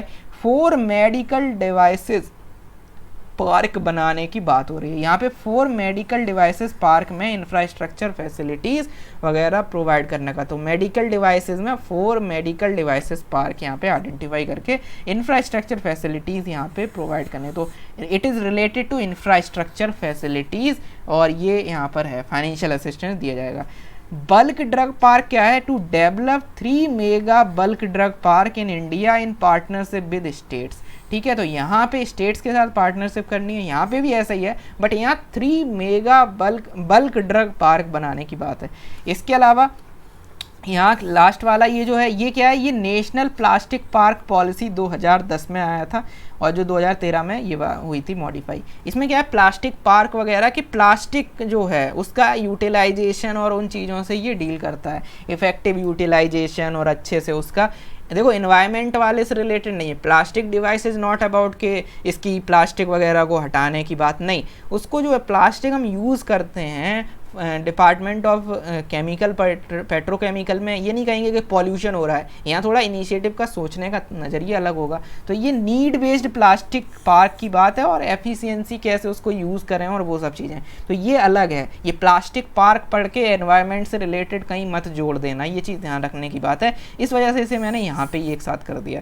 इसके अलावा इम्प्लीमेंटेशन स्टेट इम्प्लीमेंटेशन एजेंसी करेगी, यहाँ पर भी करेगी। यहाँ ऐसा कुछ नहीं है, यहाँ बेसिकली ये पार्क जो है ये प्रोवाइड करेगा नीड बेस्ड प्लास्टिक पार्ट्स जो पार्क है जो यहाँ पर इन चीज़ों को डील करेगा, ठीक है। तो ये सब चीज़ें डिपार्टमेंट अलग अलग डिपार्टमेंट है, लेकिन मिनिस्ट्री कौन थी, केमिकल एंड फर्टिलाइजर्स, ओके।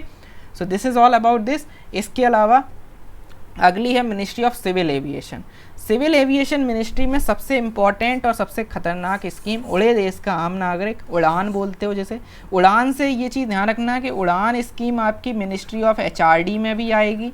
उड़ान स्कीम एक और स्कीम है जो मिनिस्ट्री ऑफ ये होम अफेयर्स में भी एक उड़ान है जम्मू कश्मीर के लिए, ठीक है, लेकिन वो जम्मू कश्मीर के लिए थी, ठीक है, उड़ान जो है नॉर्मल जो रिहेबिलिटेशन वगैरह। लेकिन जो MHRD की है वो थोड़ी सी मतलब लड़कियों के लिए, मतलब उड़ान वो अगर आएगा तो उड़ान के साथ कुछ ऐसा हिंट आपको होगी जो आपको ध्यान रखनी है, जो लड़कियों को पढ़ाने के लिए, जैसे बेटी बचाओ बेटी पढ़ाओ, तो उस तरीके से उड़ान यानी गिविंग गर्ल्स द विंग, ठीक है, गिविंग विंग्स टू गर्ल्स, इस तरीके से उड़ान है वो वाली उड़ान, गिविंग विंग्स टू गर्ल्स, मतलब वो आपने सुना होगा ना उड़ान वाला जो, तो उड़ने दो और वो सब फ्रीडम वगैरह and all, education and all these things, तो उस तरीके का उड़ान है। ये उड़ान क्या है, रीजनल कनेक्टिविटी स्कीम, ठीक है। तो कुछ भी क्वेश्चन आता है तो आपको थोड़ा सा वहाँ पे अलर्ट रहना है, मेंस में भी और प्रीलिम्स में भी, कि कौन सी वाली उड़ान की बात हो रही है, ठीक है। तो उड़ान ये क्या है, रीजनल कनेक्टिविटी स्कीम है। तो अगर कनेक्टिविटी वाली है तो ये आपकी सिविल एविएशन वाली है, ठीक है। इसका काम, इसमें बेसिकली दो ऑब्जेक्टिव हैं और उन दो ऑब्जेक्टिव को करने के लिए दो तरीके, मतलब दो तरीके हैं, मतलब इस ऑब्जेक्टिव के लिए एक तरीका, इस ऑब्जेक्टिव के लिए दूसरा तरीका। तो मैंने एरो बना के तरीका और ऑब्जेक्टिव दोनों बताने की कोशिश की है। पहला ऑब्जेक्टिव ये है कि रीजनल एयर कनेक्टिविटी को स्टिमुलेट या फैसिलिटेट करना है। ठीक है, समझ आ गया कि रीजनल एयर कनेक्टिविटी लानी है। ठीक है, तो इसके लिए इसने क्या आइडिया अपनाया, that concession plus viability gap funding, या तो कंसेशन दिया जाएगा या वायबिलिटी गैप फंडिंग, या तो कुछ छूट दे दी जाएगी या पैसा दे दिया जाएगा, तो सपोर्ट किया जाएगा। ये है ये चीज़। दूसरा है कि कनेक्टिविटी जो है वो अनसर्व्ड और अंडर सर्व्ड एरिया में ले जानी है।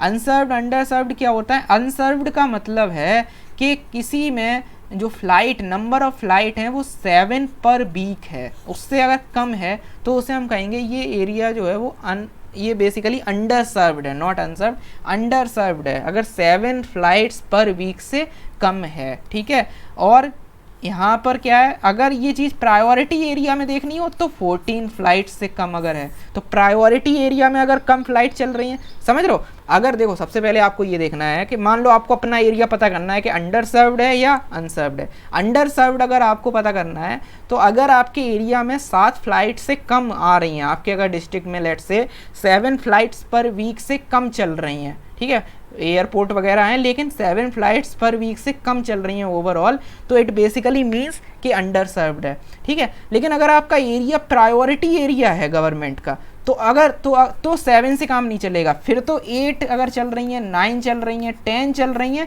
तो भी उसे हम क्या कहेंगे कि ये अंडर सर्व्ड है, बिकॉज इसकी प्रायोरिटी ज़्यादा है। ठीक है, ये तो दिल्ली मुंबई जैसा एरिया है, तो इसलिए वहाँ 14 है। ठीक है, तो ये अंडर सर्व्ड की डेफिनेशन है। अनसर्व्ड का मतलब कि जहाँ पर कुछ है ही नहीं। ठीक है, जैसे हमारी जगह, हमारे यहाँ कोई एयरपोर्ट नहीं है, हमारे घर के पास कोई एयरपोर्ट नहीं है, तो ऐसी हमारी जगह अनसर्व्ड एरिया। तो इसको कैसे किया जाएगा, यहाँ पे रिवाइवल किया जाएगा जो एयर स्ट्रिप वगैरह, एयरपोर्ट्स वगैरह पहले से बने हुए हैं। अगर अनसर्व्ड हैं तो चलो ठीक है, रिवाइवल वगैरह, अंडर सर्व्ड हैं तो रिवाइवल वगैरह कर दो एयर स्ट्रिप वगैरह का, नहीं तो उसको डेवलप वगैरह। तो इस तरीके की ये चीज़ है। ठीक है, समझ में आ गया। तो दो कंपोनेंट हैं, एक तो सपोर्ट है और एक रिवाइवल वगैरह है। ठीक है, सो ऐसे आपको याद रखना है। इसके अलावा ये जो स्कीम है उड़े देश का आम नागरिक, इसमें बेसिकली रीजनल कनेक्टिविटी स्कीम है, ये बात करती है, इसमें बेसिकली फीचर्स क्या हैं, ये नेशनल सिविल एविएशन पॉलिसी का की कंपोनेंट है। ठीक है, नेशनल सिविल एविएशन पॉलिसी 2016 में जो आई थी उसका की कंपोनेंट है। जैसे आयुष्मान भारत जो सुनते हो, वो मिनिस्ट्री ऑफ हेल्थ में जो पॉलिसी ऑन हेल्थ आई थी, नेशनल हेल्थ पॉलिसी 2017, तो वो उसका की कंपोनेंट है, क्योंकि उन्होंने बात की थी कि यूनिवर्सल कवरेज प्रोवाइड कराना है एंड ऑल पॉलिसी में, तो उस पॉलिसी का की कंपोनेंट है। ऐसे ही नेशनल सिविल एविएशन पॉलिसी 2016 जो है उसका ये सिविल एविएशन पॉलिसी का की कंपोनेंट है। इन operation for period of 10 years. ठीक है, तो 10 साल के लिए ये ऑपरेशन में रहेगी from the date of notification.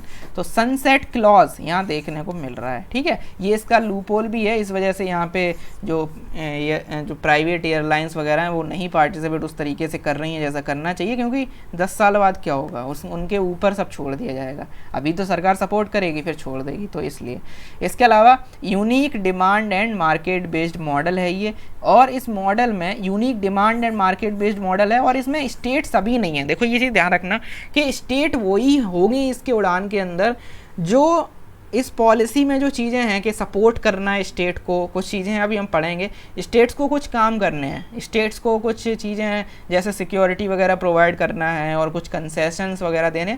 तो अगर कोई स्टेट वो चीज़ें नहीं करना चाह रही है तो वहीं से दूर से हाथ जोड़ लेगी सेंट्रल गवर्नमेंट कि नहीं है, ठीक है रहने दो, आप रहने दो, आप अगर कंप्रोमाइज़ नहीं करोगे हमारे साथ तो कोई वे फॉरवर्ड नहीं आएगा। ठीक है, you have to accept these things. ठीक है, तो दैट्स वाई जो लोग इन चीज़ों को ऑब्लिक करेंगे, कंप्लाई करेंगे, जो चीज़ें हैं उसमें पॉलिसी में या जो उड़ान में, उनको उन स्टेट्स में ही ये लागू होगी, ये चीज़ ध्यान रखना। इसके अलावा एयर फेयर्स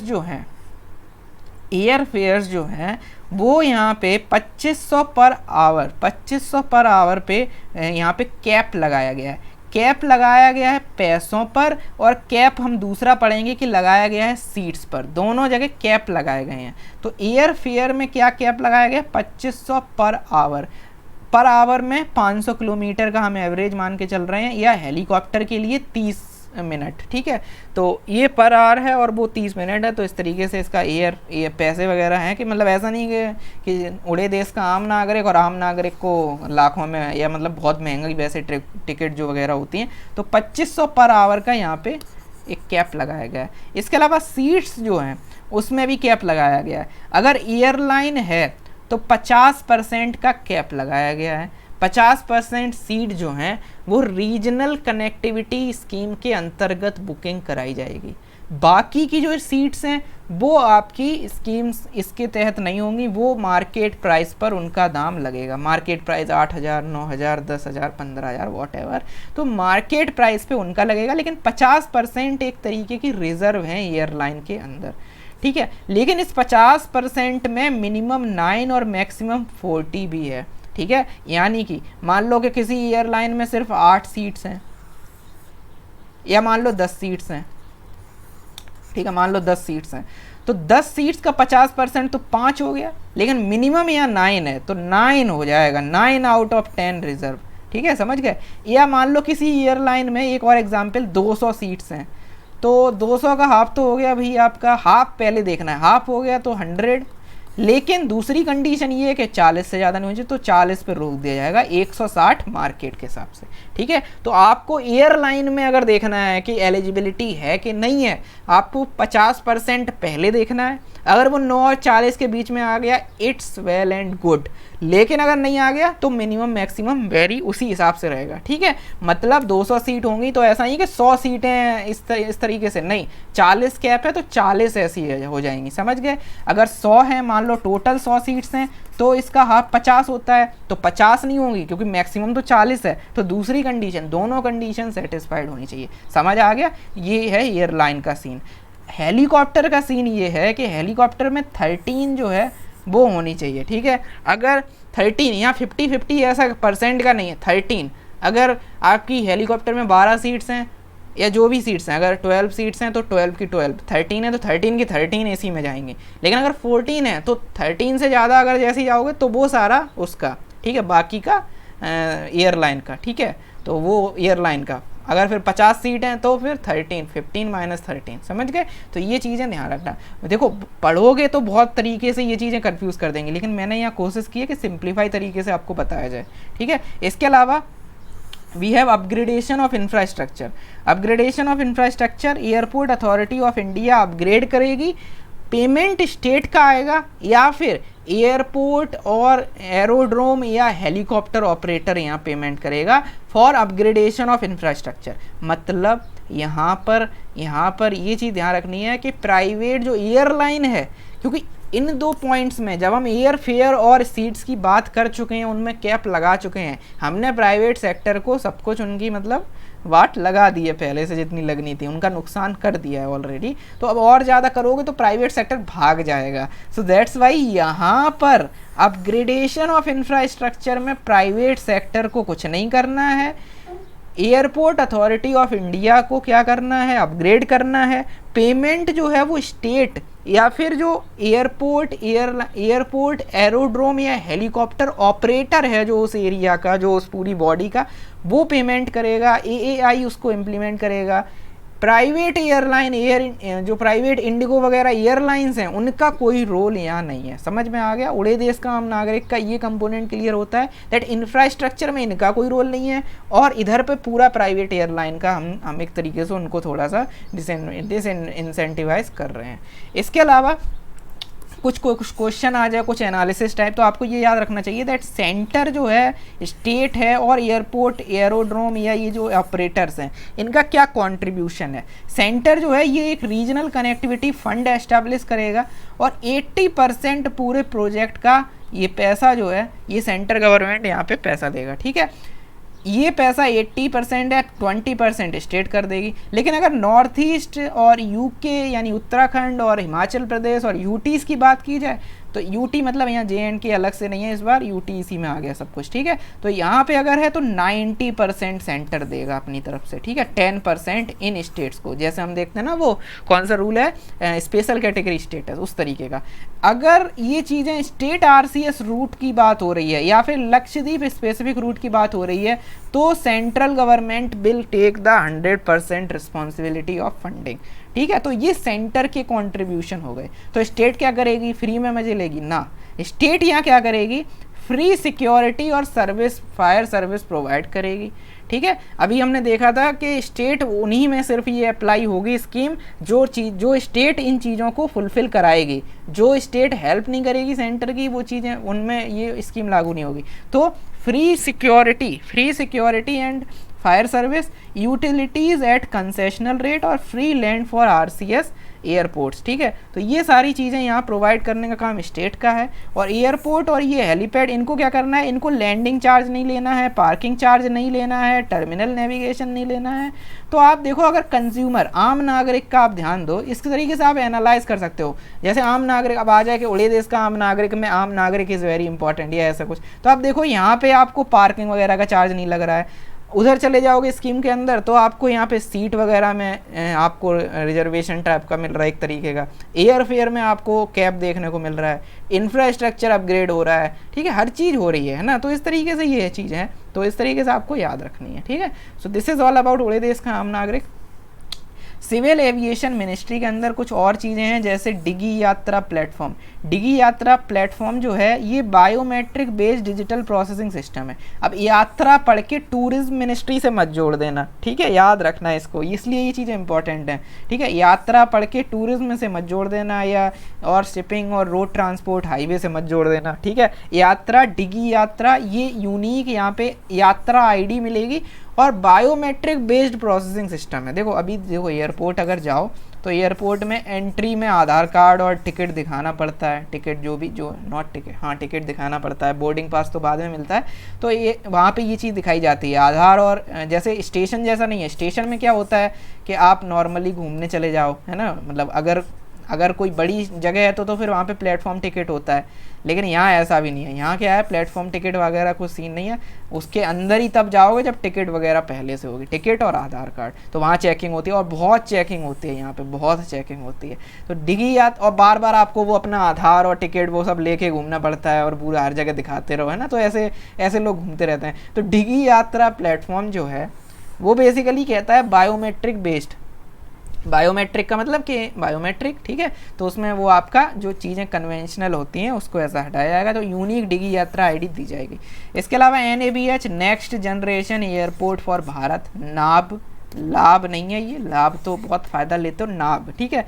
ये एक्सपेंशन एयरपोर्ट कैपेसिटी की बात करता है, 100 एयरपोर्ट बनाने हैं 10-15 साल में, और ये इसका टारगेट है, और इन्वेस्टमेंट 4 लाख करोड़ का चाहिए होगा। इसके अलावा कृषि उड़ान, तो हमारी इसी बजट में ये चीज़ लॉन्च हुई है, अभी इसकी पूरी वो नहीं आई हुई है, ठीक है। इसको यहाँ पे डिजिटाइज्ड ये CSIR, इसको यहाँ पे इग्नोर करो, ये मैं हटा दूंगा, ये कुछ नहीं है, यहाँ पे कुछ नहीं लिखना है, क्योंकि कृषि उड़ान जो स्कीम है वो कृषि उड़ान स्कीम जो है वो बेसिकली अभी लॉन्च होने वाली है। बेसिकली इसमें जो वैल्यू चेन है उसको एडिशन किया जाएगा, फार्मर्स के लिए जो कनेक्टिविटी, जो एयरलाइन जो मतलब नॉर्मल जो एयर के थ्रू एक जगह से दूसरी जगह चीज़ों को प्रोवाइड कराने का। अभी इसकी पूरी स्कीम्स की जो लिस्ट है, जो इसके फीचर्स हैं वो अभी रिलीज नहीं हुआ, क्योंकि जैसे ही ये स्कीम लॉन्च हुई फिर उसके बाद कोविड-19 और लॉकडाउन ये सब हो गया, तो इसका अभी ध्यान नहीं रहा सरकार को, तो अभी कुछ आया भी नहीं है। जब आएगा तो आप इसको अपडेट करिएगा। Okay, now the next thing is ministry of coal. Ministry of coal जो है इसमें आपकी शक्ति इंपॉर्टेंट है, scheme for harnessing and allocating Koyala transparently in India. ये कोल लिंकेज पॉलिसी है जिसमें कोल लिंकेज रेशनलाइजेशन किया जा रहा है, यानी कोल को मतलब कंज्यूमर से लेके माइनिंग तक पूरी जो चेन होती है वो अच्छे से उसमें कोल लिंक हो पाए, ठीक है, प्रोवाइड किया जाए। तो coal linkage to state owned, तो कोल लिंकेज में स्टेट ओन्ड पावर डिस्कॉम के है, फिर उसके बाद थर्मल पावर से इसका लिंकेज है। इसका मेन ऑब्जेक्टिव यही है कि रेशनलाइज हो। रेशनलाइज का मतलब है कि जैसे कोई थर्मल पावर प्लांट जहाँ पर भी है तो उसके सबसे पास में क्या है, सबसे पास में कौन सी माइनिंग है, उस माइनिंग में काम हो, वहाँ से कोल आ जाए, या पावर डिस्कॉम कंपनी है या कुछ भी है। तो मतलब उन चीज़ों में पैसे, इकोनॉमी वगैरह को ध्यान रखना। तो ये शक्ति है कि कैसे एलोकेटिंग जो है कोयला को ट्रांसपेरेंटली करना है, यही इसका पूरा नाम से ही क्लियर हो जाता है। इसके अलावा प्राइवेट सेक्टर भी यहाँ पर कोल को एलोकेट अपने लिए करवा सकता है, ऑक्शन से होगा वो, ठीक है। तो ये चीज़ इंपॉर्टेंट है। रिसेंटली आपने देखा है कि प्राइवेट सेक्टर को जो कैप्टिव कोल माइनिंग थी वो चीज़ें वहाँ पे डेवलपमेंट्स देखने को मिल रहे हैं कि अब कोल इंडिया लिमिटेड की पहले गवर्नमेंट ने मोनोपोली ख़त्म की थी, फिर प्राइवेट सेक्टर आ गया था, लेकिन वो सिर्फ उसको एक कैप्टिव यूज़ कर, मतलब इतना ही यूज़ करना था अपने लिए, उसको मार्केट में नहीं बेच सकते थे। फिर उसके बाद थोड़ा सा उसमें कहा गया कि थोड़ा मार्केट में भी बेच सकते हो, अब छूट दे दी गई है पूरी, ठीक है। तो ये सारी चीज़ें, तो यहाँ पर भी जो ये एलोकेशन है वो ऑक्शन से होगा।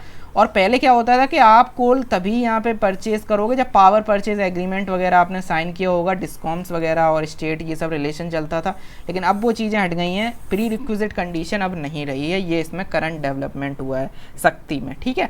इसके अलावा इसमें पोर्टल क्या क्या है, तो उत्तम पोर्टल है, उत्तम ऐप है, इसका ये फुल फॉर्म है। ये मॉनिटर करता है process of third party sampling of coal across Coal India Limited subsidiaries. तो जो भी कोल इंडिया लिमिटेड की सब्सिडियरीज़ हैं, कोल इंडिया लिमिटेड आपको पता है एक PSU है, तो उसकी जो भी सब्सिडियरीज़ हैं उनकी जो थर्ड पार्टी सैम्पलिंग है उस कोल की अक्रॉस दी सब्सिडीज़, तो थर्ड पार्टी सैम्पलिंग को मॉनिटर करने का काम ये करता है। इसके अलावा coal mine surveillance and management system, तो माइन के सर्विलेंस के लिए वेब बेस्ड GIS एप्लीकेशन है for the unauthorised mining can be detected, ठीक है। तो इससे क्या होता है, इससे सर्विलेंस किया जाता है। अब सर्विलेंस का मतलब क्या है, सर्विलेंस पूरा कब काम आएगा, जब आप सर्विलेंस करके अगर पता चल जाए कोई गलत कर रहा है तो उसको अरेस्ट भी कर पाओ। तो उसी तरीके का ये है कि ये अनऑथराइज्ड माइनिंग वगैरह को डिटेक्ट करता है। और बेसिक प्लेटफॉर्म है माइटी का जो माइटी मैप जो है उसका यूज़ करता है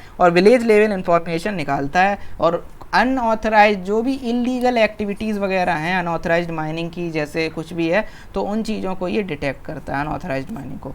खान प्रहारी, तो जैसे ये था वैसे ये चीज़ है, जैसे आपका कोल माइन ऊपर वाला सर्विलेंस था, वैसे खान प्रहारी। खान का मतलब ये जाकिर खान वाला खान नहीं, या शाहरुख खान सलमान खान नहीं, खान का मतलब जो माइन है खान, ठीक है, हिंदी वाला खान। तो यहाँ पे टूल है फॉर रिपोर्टिंग इलीगल एक्टिविटीज़ जैसे रेट होल माइनिंग, प्रिल्फरेज वगैरह, ठीक है। तो ये सारी चीज़ें जो लीकेज और ये सब होता है। और one can upload Jio tagged photographs, इसमें क्या है कि ये मेरे पास मान लो ये खान प्रहारी का टूल है, तो मैं उसमें क्या करूँगा, फ़ोटोज़ वगैरह जियो टैग्ड फोटोग्राफ्स या फिर टेक्सचुअल इन्फॉर्मेशन डाल सकता हूँ। मेरी इन्फॉर्मेशन यहाँ पे रिवील नहीं होगी। और टूल है for the reporting illegal activities, ठीक है। तो ये एक तरीके का वो है विजिलेंटिज्म, जैसे हमने आयुष का फार्माको विजिलेंस देखा था, तो ऐसे आप कहीं आयुष में भी लिख सकते हो कि ऐसा कोई ऐप बनाने की ज़रूरत है, समझ रहे हो, तो ऐसे आप यूज कर सकते हो। खान प्रहारी में यही है, ठीक है। इसके अलावा सस्टेनेबल डेवलपमेंट सेल, ये क्या है, for promotion of sustainable coal mining, ठीक है। तो यहाँ पे SDC जो ये सेल है सस्टेनेबल डेवलपमेंट वाली, ये एडवाइस करेगी कि कैसे बेसिकली हम कैसे और ज़्यादा सस्टेनेबल डेवलपमेंट के थ्रू कोल माइनिंग कर सकते हैं। और ये बेसिकली फॉर्मुलेट करेगी, F यहाँ होगा, formulate the future policy framework, ठीक है। तो एनवायरनमेंट को भी हम ध्यान रख रहे हैं क्योंकि कोल माइनिंग से बहुत ज़्यादा पॉल्यूशन होता है। तो माइन क्लोजर फंड वगैरह भी यहाँ पे फ्यूचर पॉलिसी की बात भी की जाएगी कि माइन क्लोजर, जब माइन बंद हो जाती है तो फिर आपने देखा होगा माइन जब बंद हो जाती है, ठीक है, माइन जब बंद हो जाती है, जो माइन होती है वो बंद हो जाती है, फिर वो जगह नीचे छूटी रहती है, फिर उसमें पानी वगैरह जब बारिश होती है तो पानी जाता है और वो सब, तो इरोजन वगैरह में और कभी कभी उसमें से गैस वगैरह भी आती हैं, तो बहुत सारी चीज़ें होती हैं। तो अभी रिसेंटली इनिशिएटिव भी चले थे कि ग्रासिंग वगैरह करनी होगी, ये करना होगा, वो करना होगा। तो ये सब चीज़ें हैं। सस्टेनेबल डेवलपमेंट सेल इन चीज़ों पर भी गाइडलाइन देता है, बताता है, फिर पॉलिसी बनाता है। और माइन क्लोजर फंड जो है उसको भी यहाँ पे फॉर्मुलेट करने का काम करता है। इसके अलावा प्रकाश पोर्टल, पावर रेल कोयला अवेलेबिलिटी थ्रू सप्लाई हार्मोनी, यहाँ पे क्या है कि यहाँ पे ये हार्मोनी क्रिएट करने का काम कर रहा है। H का मतलब प्रकाश का, हार्मोनी मतलब कोल की ज़रूरत मिनिस्ट्री ऑफ कोल में भी है, मिनिस्ट्री ऑफ पावर में जो NTPC वगैरह है वहाँ भी है, ऐसे ही और भी कोल की और भी जो चीज़ें हैं वहाँ ज़रूरत है, रोड वगैरह मतलब बहुत जगह ज़रूरत होती है, ठीक है, डिस्कॉम्स में भी ज़रूरत है। सो बेसिकली प्रकाश पावर ये जो पूरा है इसमें हारमोनी क्रिएट करने की बात हो रही है, कोऑर्डिनेशन की बात हो रही है, और availability optimum utilisation at of coal at thermal power plant. इसमें क्या होता है, पूरा जो जैसे अमेजोन पे आप प्रोडक्ट मंगाते हो पूरा दिखता है कि कहाँ आ रहा है क्या हो रहा है, तो ऐसे ही इसकी पूरी प्रोसेस को एक डिजिटल फॉर्म में होगा और डेवलप एनटीपीसी ने किया है, और मैपिंग मॉनिटरिंग होगा एंटायर कोल सप्लाई चेन कि अभी यहाँ फिर कोल वहाँ से वहाँ गया, फिर इस वाले में यहाँ पे गया, और स्टॉक वगैरह, daily status limit, daily status report, ये सब भी पता चलता रहेगा कि कहाँ पे ज़रूरत है, कहाँ कमी है, कहाँ बहुत सारा कोल है, हर चीज़ की यहाँ पे मॉनिटरिंग होगी प्रकाश पोर्टल में। अब हमारा अगला है ministry of commerce. Ministry of commerce जो है, ये मिनिस्ट्री ऑफ कॉमर्स में आपको देखने को मिलता है दैट स्टार्टअप इंडिया पहली मिनिस्ट्री स्कीम है जो हम पढ़ेंगे। इसमें 3 पिलर्स हैं। इम्प्लीमेंटेशन एजेंसी DPIIT है जिसका पहले नाम DIPP था, ठीक है। DPIIT का मतलब promotion of industry and internal trade, ठीक है। तो इम्प्लीमेंटेशन एजेंसी ये है, और startup India ministry of commerce में आती है, ये आपको पता होना चाहिए। 3 पिलर्स हैं, और अभी रिसेंटली इसमें क्या हुआ है कि डेफिनेशन जो है वो ब्रॉड हो गई है, ब्रॉड एंड हो गई है डेफिनेशन स्टार्टअप इंडिया में। तो ये करंट डेवलपमेंट है, इसको करंट अफेयर समझ सकते हो। पहले 7 साल था, मतलब कोई स्टार्टअप का डेफिनेशन ये था कि कोई भी ऐसी कंपनी वगैरह, फर्म वगैरह जो 7 साल जिसकी एज हुई है अभी 7 साल से नहीं है, मतलब जैसे मतलब समझ रहे हो, जैसे बच्चा पैदा हुआ, बच्चे की बर्थ हुई तो 7 ईयर्स तक, तो 7 साल तक। तो वैसे ही अगर कोई कंपनी इनकॉर्पोरेशन हुआ है, कंपनी का इनकॉर्पोरेट हुई है, तो तब से लेके 7 साल तक का सीन था कि उस तक, अब वो 10 साल कर दिया गया है। अब वो स्टार्टअप इंडिया मतलब स्टार्टअप उसकी डेफिनेशन बढ़ा दी गई है। इसके अलावा पहले 25 करोड़ का ये यहाँ पे जो है वो पैसे का सीन था, अब वो 25 करोड़ से 100 करोड़ कर दिया गया, ठीक है। इसके अलावा प्राइवेट लिमिटेड होनी चाहिए या लिमिटेड लाइबिलिटी पार्टनरशिप होनी चाहिए, ठीक है। तो ऐसी कुछ होनी चाहिए, और डेट ऑफ इनकॉर्पोरेशन इसके बीच में होना चाहिए। So this is the you can say new definition, broad and definition. अब स्टार्टअप इंडिया में 3 पिलर्स थे। पहला पिलर है सिंप्लीफिकेशन एंड हैंड होल्डिंग, दूसरा पिलर है फंडिंग सपोर्ट एंड इंसेंटिव्स, और तीसरा पिलर है industry academia partnership and incubation.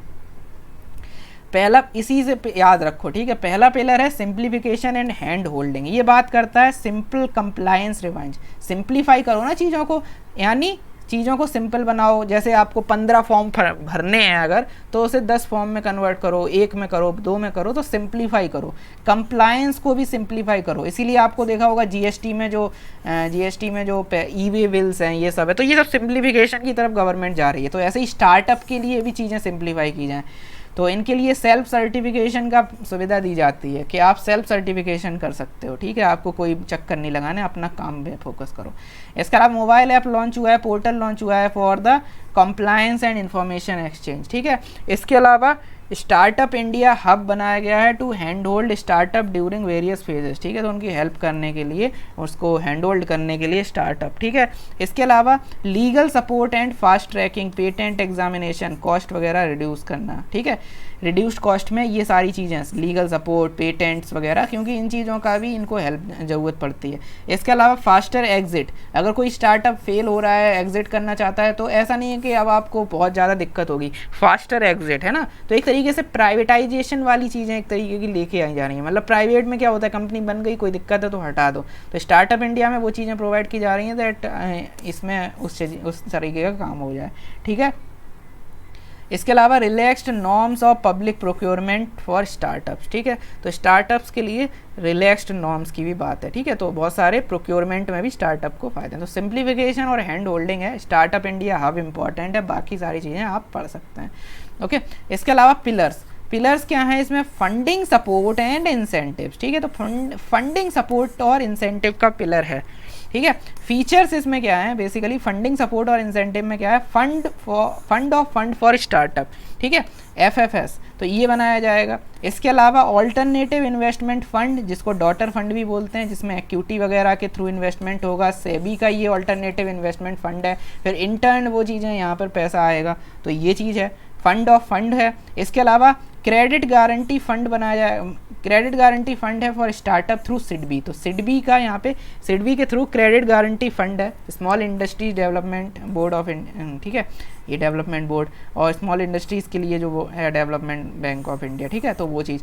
इसके अलावा टैक्स एग्जम्पशन यहाँ पे दिए जाएंगे, चाहे वो सीजीटी है यानी capital gains tax, long term CGT में भी है, लेकिन लॉन्ग टर्म में अंतर ये है कि गवर्नमेंट नोटिफाई करेगी और ये इस पर कैप रखा गया है, कुछ रुपयों का कैप रखा गया है, वो चीज़ आपको पता होनी चाहिए। और गवर्नमेंट नोटिफाई करेगी उन चीज़ों में, ऐसा नहीं है कि कहीं पे भी आपने कैपिटल खरीद लिया और उस कैपिटल में आप लॉन्ग टर्म सीजीटी में एग्जम्पशन मांग रहे हो, नहीं, गवर्नमेंट जो नोटिफाई करेगी उन चीज़ों में ऐसा कर सकते हो, ठीक है। गवर्नमेंट क्या नोटिफाई करेगी, वो गवर्नमेंट अपने हिसाब से देखेगी कि कहाँ पर गवर्नमेंट को इन्वेस्टमेंट की ज़रूरत है, तो वहाँ पे वो लॉन्ग टर्म में कैपिटल गेन्स टैक्स जो है उसमें छूट दे देगी, ठीक है, समझ गए। इनकम टैक्स और एंजल टैक्स, इनकम टैक्स आपको पता है और एंजल टैक्स में भी यहाँ पर इंसेंटिव, एंजल टैक्स जो एंजल इन्वेस्टर्स होते हैं तो उन पर टैक्स लगता है, तो वहाँ पर भी एग्जम्पशन वगैरह दिए गए हैं, ओके। थर्ड और लास्ट है वो है industry academia partnership and incubation. Incubation होता है कि जैसे आप मतलब यहाँ पे अपना एक्सपेरिमेंट वगैरह जो करते हैं, ठीक है, अगर आप खुद करोगे कोई कुछ ऐप बनाया मान लो आपने, तो उस ऐप को टेस्ट करोगे, तो टेस्ट करने के लिए आप खुद कहाँ टेस्ट करोगे, तो टेस्ट करने के लिए इंक्यूबेशन वगैरह, इंक्यूबेशन सेंटर्स आपका जो अटल इनोवेशन मिशन वगैरह, वहाँ पे भी इंक्यूबेशन, वहाँ पे भी ये सब चीज़ें हैं, ठीक है, इंक्यूबेशन सेंटर्स वगैरह, तो स्टार्टअप में भी ये चीज़ें हैं, ठीक है। तो ऑर्गेनाइजिंग स्टार्टअप फेस्ट वगैरह यहाँ ऑर्गेनाइज की जाती है टू शोकेस द इनोवेशन, ठीक है, कोलैबोरेटिव प्लेटफॉर्म पर आकर, ठीक है, तो ये चीज़ है। इसके अलावा launch of Atal innovation mission, तो यहाँ पे इसका जो सेतु है self employment and talent utilisation programme NITI Aayog का, इसके साथ जो अटल इनोवेशन मिशन है, तो ये चीज़ें इसमें हेल्प करती हैं। इसके अलावा setting up of 7 new research park, ठीक है, न्यू रिसर्च पार्क बनाए गए हैं on the model of IIT Madras. Research park जो आईआईटी मद्रास है उसके मॉडल पर, बिल्कुल उसी के तरीके के मॉडल पे 7 रिसर्च पार्क बनाए जा रहे हैं। इसके अलावा प्राइवेट सेक्टर एक्सपर्टीज़ को यूज़ किया जा रहा है और एनुअल इंक्यूबेटर ग्रांट चैलेंज भी यहाँ पे हो रहा है। जैसे आपका स्मार्ट हैकेथॉन वगैरह भी होते हैं, तो ऐसे ही स्टार्टअप के केस में ग्रांट चैलेंज, ठीक है, एनुअल इंक्यूबेशन ग्रांट चैलेंज, तो ये सारी चीज़ें इसमें हैं। इसके अलावा मेक इन इंडिया, इसमें 4 पिलर हैं। ये इसकी कोऑर्डिनेटिंग एजेंसी जब मैन्युफैक्चरिंग सेक्टर की बात हो तो DPIIT है, देखो स्टार्टअप इंडिया में भी यही थी DPIIT, लेकिन जब बात होगी सर्विस की तो डिपार्टमेंट ऑफ कॉमर्स है, ठीक है, ये आपको याद रखना है मेक इन इंडिया में, okay. So this is all about make in India. अब इसमें क्या है, 4 पिलर हैं। पहला पिलर है न्यू प्रोसेस, दूसरा है न्यू इंफ्रास्ट्रक्चर, तीसरा है आपका न्यू सेक्टर और अगला है न्यू माइंडसेट, ठीक है, PIMS, ठीक है, PISM, जैसे प्रिज्म पढ़ते हो PISM ऐसे याद रख लो, या PMIS कर लो, जैसे हमने MIS पढ़ा था Ayush health Ayush health MIS, वैसे ही PMIS याद कर लो, न्यू प्रोसेस न्यू इंफ्रास्ट्रक्चर ऐसे। तो न्यू प्रोसेस वाला पिलर है, ये कहता है that it recognises ease of doing business as the single most important factor, ठीक है, तो ये न्यू प्रोसेस वाला कहता है कि there should be the ease of doing business. New infrastructure जो है वो इंफ्रास्ट्रक्चर की बात करता है, जैसे industrial corridor, smart cities, world class infrastructure, state of art technology की हेल्प से high speed communication, innovation, research and development और infrastructure for intellectual property right. तो ये सारी फीचर्स जो हैं इस पर्टिकुलर पिलर में आते हैं न्यू इंफ्रास्ट्रक्चर। तो PI हो गया, M की बात करते हैं, सॉरी M की बात नहीं, N की, क्या बोल रहा हूँ मैं, M यहाँ पे आएगा। अभी हम सेक्टर्स S की बात करते हैं, PISM PIMS है ना, ऐसे कुछ भी याद रख सकते हो।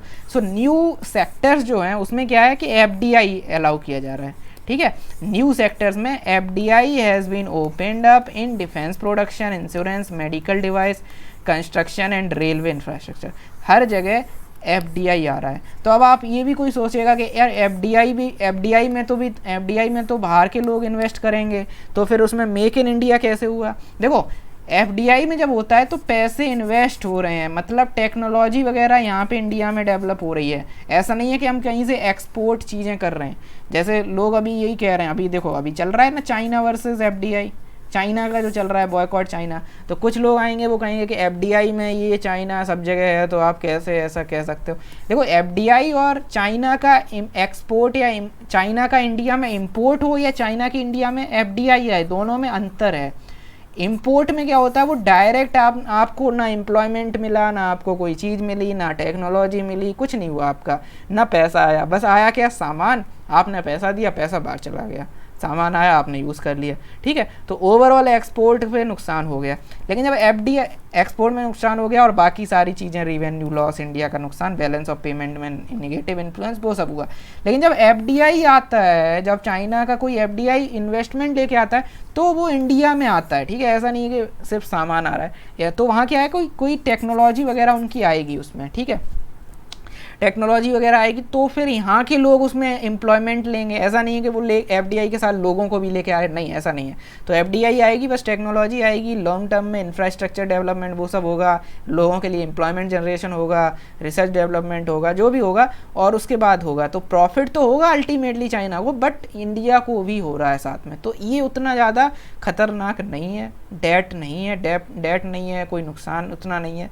और दूसरी तरफ जब ऐसा होता है, न्यू सेक्टर्स वाला सीन जब होता है, जब मतलब इंपोर्ट वाला होता है, तो वो अलग होता है, समझ गए। तो न्यू सेक्टर्स में एफडीआई की बात हो रही है।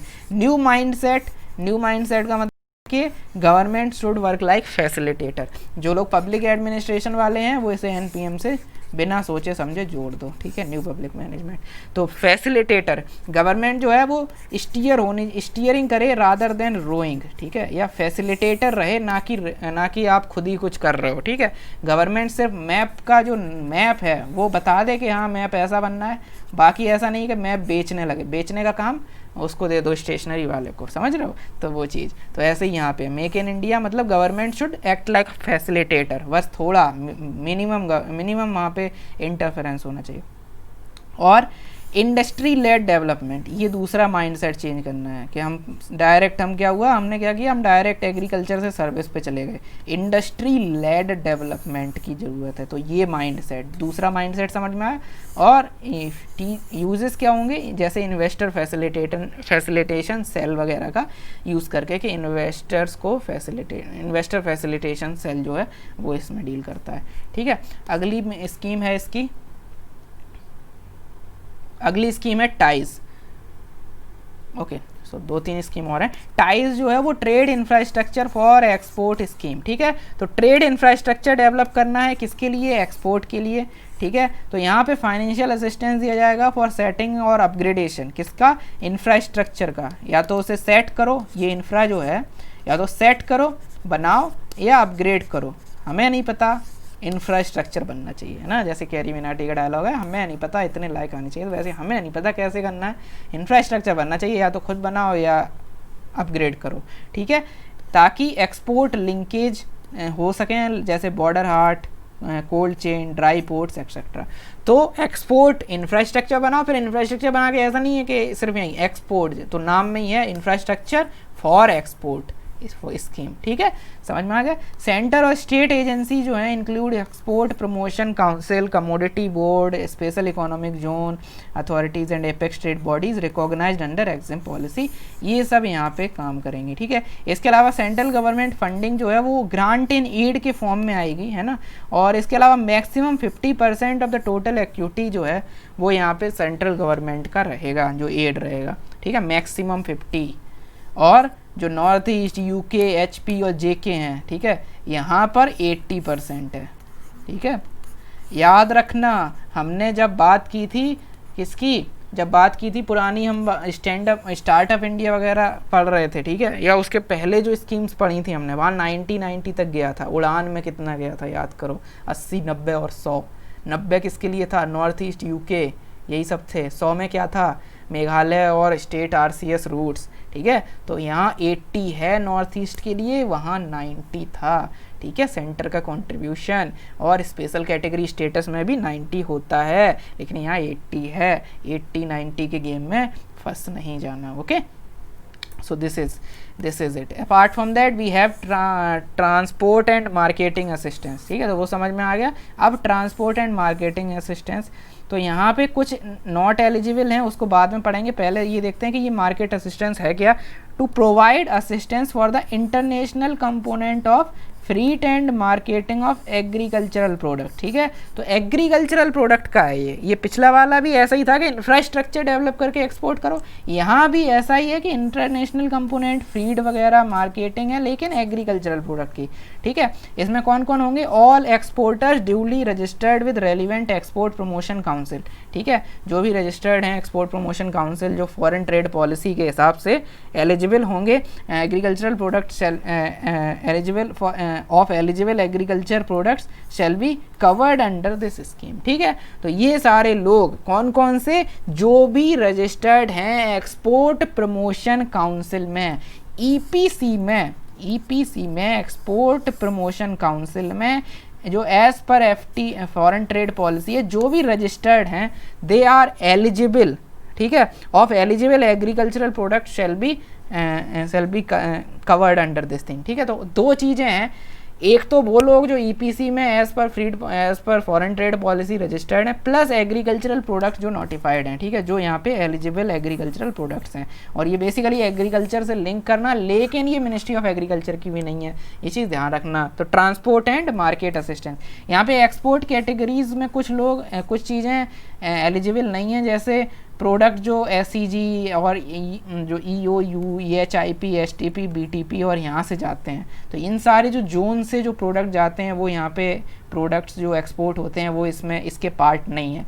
इसके अलावा जो ट्रांसशिपमेंट, जैसे export that are originated in third countries but transshipped through India, तो ये प्रोडक्ट भी यहाँ नहीं है, ठीक है. ऐसा नहीं है कि कोई प्रोडक्ट USA से चाइना जा रहा है, ठीक है, फिर इंडिया से चाइना, USA से इंडिया आ गया, इंडिया से चाइना चला गया, ऐसा नहीं है. ट्रांसशिपमेंट यहाँ नहीं होगा. इसके अलावा export of goods through courier और foreign post offices using e commerce, तो ई कॉमर्स पे जो प्रोडक्ट जाते हैं, ठीक है, जैसे कोरियर से हमने कुछ भेजा है ना, पोस्ट ऑफिस से कुछ भेजा, तो वो भी इसके अंदर नहीं आएंगे, ठीक है. तो ये असिस्टेंस ऐसा नहीं कि हमें इसमें भी पैसा चाहिए, नहीं, उसमें कुछ नहीं, वो अलग चीज़ें हैं. इसमें क्यों नहीं चाहिए, इसमें क्यों नहीं दिया, क्योंकि इसमें पहले से कुछ मिल रहा है स्पेशल इकोनॉमिक जोन वगैरह में, ठीक है, SEZ वगैरह में. तो असिस्टेंस दिया जाएगा इंटरनेशनल कंपोनेंट फीड वाले को, जो फीड वाला जो मार्केटिंग वाला है उसमें असिस्टेंस दिया जाएगा, ट्रांसपोर्ट एंड मार्केटिंग असिस्टेंस. लेकिन यहाँ पे कौन कौन एलिजिबल होंगे वो आपको याद रखना है. सारे एक्सपोर्टर जो रजिस्टर्ड हैं एक्सपोर्ट प्रमोशन काउंसिल में as per foreign trade policy, plus agricultural products जो एलिजिबल हैं उन पर, है ना, ऐसा नहीं कुछ भी, ठीक है. तो यहाँ पर सरकार जो है वो नोटिफाई करेगी. इसके अलावा लास्ट है चैम्पियन सर्विस सेक्टर स्कीम, ठीक है, इसको बाद में देखेंगे ये चीज़. पहले देखो ये एक सेंट्रल सेक्टर स्कीम है. चैम्पियन सर्विस सेक्टर स्कीम जो है वो एक सेंट्रल सेक्टर स्कीम है, ठीक है. चैम्पियन सर्विस सेक्टर स्कीम ये एक अम्ब्रेला स्कीम है. जैसे अम्ब्रेला स्कीम कौन कौन सी थी, ग्रीन रिवॉल्यूशन अम्ब्रेला स्कीम थी, इसके अलावा ब्लू रिवॉल्यूशन अम्ब्रेला स्कीम थी, ऐसे ही champion service sector scheme umbrella scheme है. Green revolution centrally sponsored scheme थी, ये वाली भी सेंट्रली स्पॉन्सर्ड स्कीम थी, लेकिन ये सेंट्रल सेक्टर स्कीम है चैम्पियन वाली, ठीक है. अम्ब्रेला है बट सेंट्रल है, याद रखना. यूनिवर्सल अम्ब्रेला स्कीम है. 12 चैम्पियन सेक्टर सर्विस सेक्टर यहाँ पे आइडेंटिफाई किए गए हैं. और इसमें है क्या, बेसिकली इसमें ये है कि ये जो इसका एड्रेस करेगी, ये सेक्टरल और क्रॉस कटिंग इश्यूज आते हैं, जो रेगुलेटरी रिफॉर्म, सर्विस स्टैंडर्ड और डाटा प्रोटेक्शन में जो सेक्टोरल इश्यूज आते हैं उनको यहाँ पर डील करने का काम होगा इसमें. जैसे क्या है कि जैसे फॉर एग्जाम्पल कोई अगर ये मिनिस्ट्री ऑफ कॉमर्स में, लेकिन ये अदर मिनिस्ट्रीज़ के एफर्ट को रिकॉग्नाइज करेगी. यानी कि जैसे फॉर एग्जांपल इस वाले कंपोनेंट को देखो तो आपको पहला पॉइंट क्लियर हो जाएगा. मिनिस्ट्री डिपार्टमेंट एक्शन, जो भी मिनिस्ट्री डिपार्टमेंट हैं इसमें देखो जो 12 सेक्टर हैं, जैसे 12 सेक्टर में क्या क्या आएगा, जैसे टूरिज्म आएगा, IT सर्विसेज आएगा, तो ऐसे 12 सेक्टर्स हैं आइडेंटिफाई कर लिए. लेकिन अब मिनिस्ट्री और डिपार्टमेंट के ऊपर छोड़ दिया गया है कि वो एक्शन प्लान बनाए और मॉनिटरिंग मैकेनिज्म बनाए. फॉर एग्जाम्पल जैसे इन 12 चैम्पियन सर्विस सेक्टर में एक है आईटी सेक्टर, तो IT sector is a part of MeitY, not ministry of commerce. तो MIIT मतलब मिनिस्ट्री ऑफ इंफॉर्मेशन टेक्नोलॉजी जो है वो उसको काम दे दिया है दैट आप एक्शन प्लान लाइए, आप मॉनिटरिंग मैकेनिज्म लेकर आइए, आप ये दोनों काम कीजिए, और इसको करके उसको चीज़ें दे दी गई। यानी यहाँ पे जो क्रॉस सेक्टोरल चीज़ें हैं, मतलब है तो ये कौन सी scheme, service sector scheme commerce की, लेकिन इसने मिनिस्ट्री ऑफ इंफॉर्मेशन टेक्नोलॉजी के एक्शन प्लान वगैरह को रिकॉग्नाइज किया है। इट बेसिकली मीन्स कि ये जो सेक्टोरल इश्यूज आते हैं कि ये तो हमारा काम है, ये तुम्हारा काम है, वो चीज़ों को यहाँ पे कम करने की बात की गई है। इसके अलावा जैसे टूरिज्म है, तो टूरिज्म मिनिस्ट्री को दे दिया जाएगा यही काम कि आप एक्शन प्लान लाइए और आप मॉनिटरिंग कीजिए, ठीक है। तो इस तरीके का चैंपियंस सर्विस सेक्टर एक मतलब overarching overhauling approach है, ओवर राइडिंग अप्रोच है आप कह सकते हो इसका जो इनिशिएटिव है। इसके अलावा प्रमोट करेगा इनोवेशन को, कंपटीशन को, प्रोडक्टिविटी को, बूस्ट करेगा सर्विस एक्सपोर्ट को across broad range of service, ठीक है।